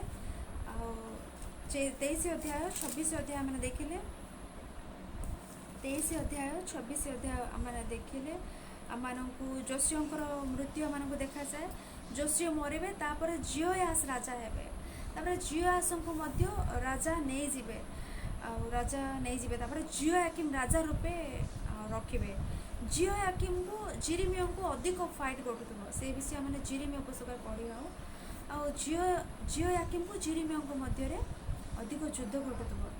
ଏଇ ଜିହୋୟାକିମ ସମୟରେ ବାବିଲୋନରୁ ପ୍ରଥମେ ଆସିବେ ଏମାନଙ୍କ ନିକଟକୁ ଆସିବେ, ପ୍ରଥମେ ଆକ୍ରମଣ କରିବେ। ଆଉ 26 ଅଧ୍ୟାୟରେ ଏହାପରେ ଜିହୋୟାକିନ ଆସିବେ। ଜିହୋୟାକିନ ରାଜା ହେବା ପରେ ଦ୍ୱିତୀୟ ଥର ବାବିଲୋନର ଆକ୍ରମଣ କରିବେ। ବାବିଲୋନ ମାନେ ଆସି ଆକ୍ରମଣ କରିବେ ଜିହୋୟାକିନକୁ ସେମାନେ ନେଇଯିବେ।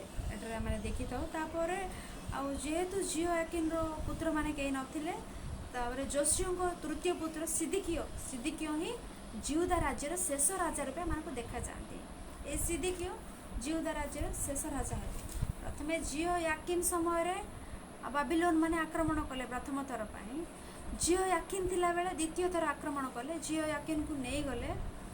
ତାପରେ ସିଦିକିୟ ଯୋଶିୟଙ୍କ ତୃତୀୟ ପୁତ୍ର ସିଦିକିୟ ଜିହୁଦା ରାଜ୍ୟର ଶେଷ ରାଜା ହେବେ। ଏହି ସିଦିକିୟଙ୍କ ସମୟରେ ସିଦିକିୟଙ୍କୁ ଜିରିମିୟ ଅନୁଯୋଗ କରିବେ। ଜିରିମିୟ କହିବେ, ଆଉ ତୁମେ ବାବିଲୋନର ପ୍ରତିରୋଧ କର ନାହିଁ, କାରଣ ସେମାନଙ୍କ ଅଧୀନକୁ ଆମମାନଙ୍କୁ ଯିବାକୁ ହେବ, ସେମାନଙ୍କ ପ୍ରତିରୋଧ କର ନାହିଁ ବୋଲି କହିଲେ ମଧ୍ୟ ଏହି ସିଦିକିୟ ଜିରିମିୟଙ୍କ କଥା ଶୁଣିବେ ନାହିଁ। କେହି ହେଲେ ଆମମାନଙ୍କୁ ଅନୁଯୋଗ କହୁଥିଲେ, ଆମମାନେ ସେମାନଙ୍କ କଥା ନ ଶୁଣିଲେ ଆମମାନଙ୍କ ପ୍ରତି କ'ଣ ଘଟିବ? ଅନୁଯୋଗ ନ ଶୁଣିବା ଲୋକ ହଠାତ୍ ବିନାଶ ହେବେ ବୋଲି ଲେଖା ଅଛି। ଅନୁଯୋଗ ନ ଶୁଣିବା ଲୋକ ହଠାତ୍ ବିନାଶ ହେବେ ବୋଲି ଲେଖା ଅଛି। ଏଠାରେ ଜେରେମିୟ ସିଦିକିୟଙ୍କୁ ବାରମ୍ବାର ଅନୁଯୋଗ କରିବେ, ନାଇଁ ବାବିଲୋନର ପ୍ରତିକୂଳରେ ଯାଉ ନାହିଁ ବୋଲି କହିଲେ ସିଦିକିୟ ସେଇ ପ୍ରକାରେ ଯିବେ। ଯିବା ଦ୍ୱାରା ଆଉ ସେଇ ନାବୁକଦନେସ୍ୱର ବାବିଲୋନର ରାଜା ଆଉ ସିଦିକିୟଙ୍କର ଚକ୍ଷୁ କାଢ଼ିଦେବାର, ଆଉ ସିଦିକିୟଙ୍କ ସମ୍ମୁଖରେ ହିଁ ସିଦିକିୟଙ୍କର ପୁତ୍ରମାନଙ୍କୁ ବଧ କରିବାର, ସିଦିକିୟଙ୍କୁ ଚକ୍ଷୁ କାଢ଼ି ତାଙ୍କୁ ଘୋଷାଡ଼ି ନେବାର, ଏ ସମସ୍ତ ବିଷୟ ଆମେ ଦେଖିଥାଉ। ଯେବେ ହେଲେ କେହି ହେଲେ ଆମମାନଙ୍କୁ କହୁଥିଲେ ଗୋଟିଏ ବିଷୟ, ତାହା ଶୁଣିବାର ଅଛି। ନ ଶୁଣିଲେ କ'ଣ ଘଟୁଛି? ଏକ ସିଦିକିୟଙ୍କ ଜୀବନ ଆମେ ଦେଖୁଛେ। ନ ଶୁଣି ସେ ଚାଲିଗଲେ। ନ ଶୁଣିବା ଦ୍ୱାରା କ'ଣ ଘଟିଲା ଦେଖନ୍ତୁ। ତାପରେ ସେମାନେ ଆସିଲେ ବାବିଲୋନ ନିର୍ବାସିତ ହେଲେ ଜିହୁଦୀମାନେ। ସେମାନେ ଆସି ଜେରୁସାଲେମ ମନ୍ଦିରକୁ ଅଗ୍ନିରେ ଆଉ ଗ୍ରାସ କଲେ ଆଉ ଭାଙ୍ଗିଲେ। ସମସ୍ତ ବିଷୟ ଜେରୁସାଲେମର ପତନ ଘଟିଲା। এই ବିଷୟ ମାନେ 23 ଅଧ୍ୟାୟ 24 ଅଧ୍ୟାୟ ଆଉ 25 ଅଧ୍ୟାୟରେ ଆମେ ଦେଖିଥାଉ। ଦେଖନ୍ତୁ ପ୍ରିୟମାନେ, ଗୋଟେ ବାକ୍ୟ ମାନେ ଦେଖୁ। ଆଉ 25 ଅଧ୍ୟାୟରେ ଦେଖିଲେ ସେମାନେ ବନ୍ଦୀ କରି ବାବିଲକୁ ନେଇଗଲେ ସମସ୍ତଙ୍କୁ। ଜେରୁସାଲେମର ପତନ ଘଟିଲା। ଏଇ 23, 26, 25 ଅଧ୍ୟାୟରେ ଆମେ ଦେଖିଥାଉ। ମାନେ କଥା ନ ଶୁଣିଲେ କ'ଣ ହେଉଛି? ଏବେ ପରିବାରରେ ଦେଖନ୍ତୁ, ପିଲାମାନେ ସେମାନେ କହୁଥିବା କଥା ନ ଶୁଣିଲେ କ'ଣ ହେଉଛି? ସେମାନଙ୍କୁ କୌଣସି ନା କୌଣସି ବିପଦ ଆସୁଛି। ତ ଜେରେମିୟ ଏତେ ସୁଦ୍ଧା କହିଲେ ସୁଦ୍ଧା ସିଦିକିୟ ନ ଶୁଣିବାରୁ ତାଙ୍କ ପ୍ରତି ଏହି ପ୍ରକାର ଘଟିଲା। ଆଉ ଜେରୁସାଲେମର ପତନ ଘଟିଲା ପରେ ଆମେ ଦେଖୁଛେ। ଜେରୁସାଲେମର ପତନ ଘଟିଲା। ତାପରେ ଆମେ ବଂଶାବଳୀ ପୁସ୍ତକରେ ଦେଖିବା, ଆଉ ଥରେ ଈଶ୍ୱର ସେମାନଙ୍କୁ ମୁକ୍ତ କଲେ। ଏମାନେ ନିର୍ବାସିତ ହେଲେ ସମସ୍ତେ। ଆଉ ଥରେ ଈଶ୍ୱର ସେମାନଙ୍କୁ ମୁକ୍ତ କଲା ପରେ ଆମେ ବଂଶାବଳୀ ପୁସ୍ତକରେ ପଢ଼ିବା। ବଂଶାବଳୀ ପୁସ୍ତକର ପରିଚୟ ଶିଖିଲା ବେଳେ ଆମେ ତାହା ଶିଖିବା। ହେଲେ ଏଠାରେ ଆମେ ଶିଖିବାକୁ ଥିବା ଆହୁରି କେତେକ ବିଷୟ ଦେଖନ୍ତୁ।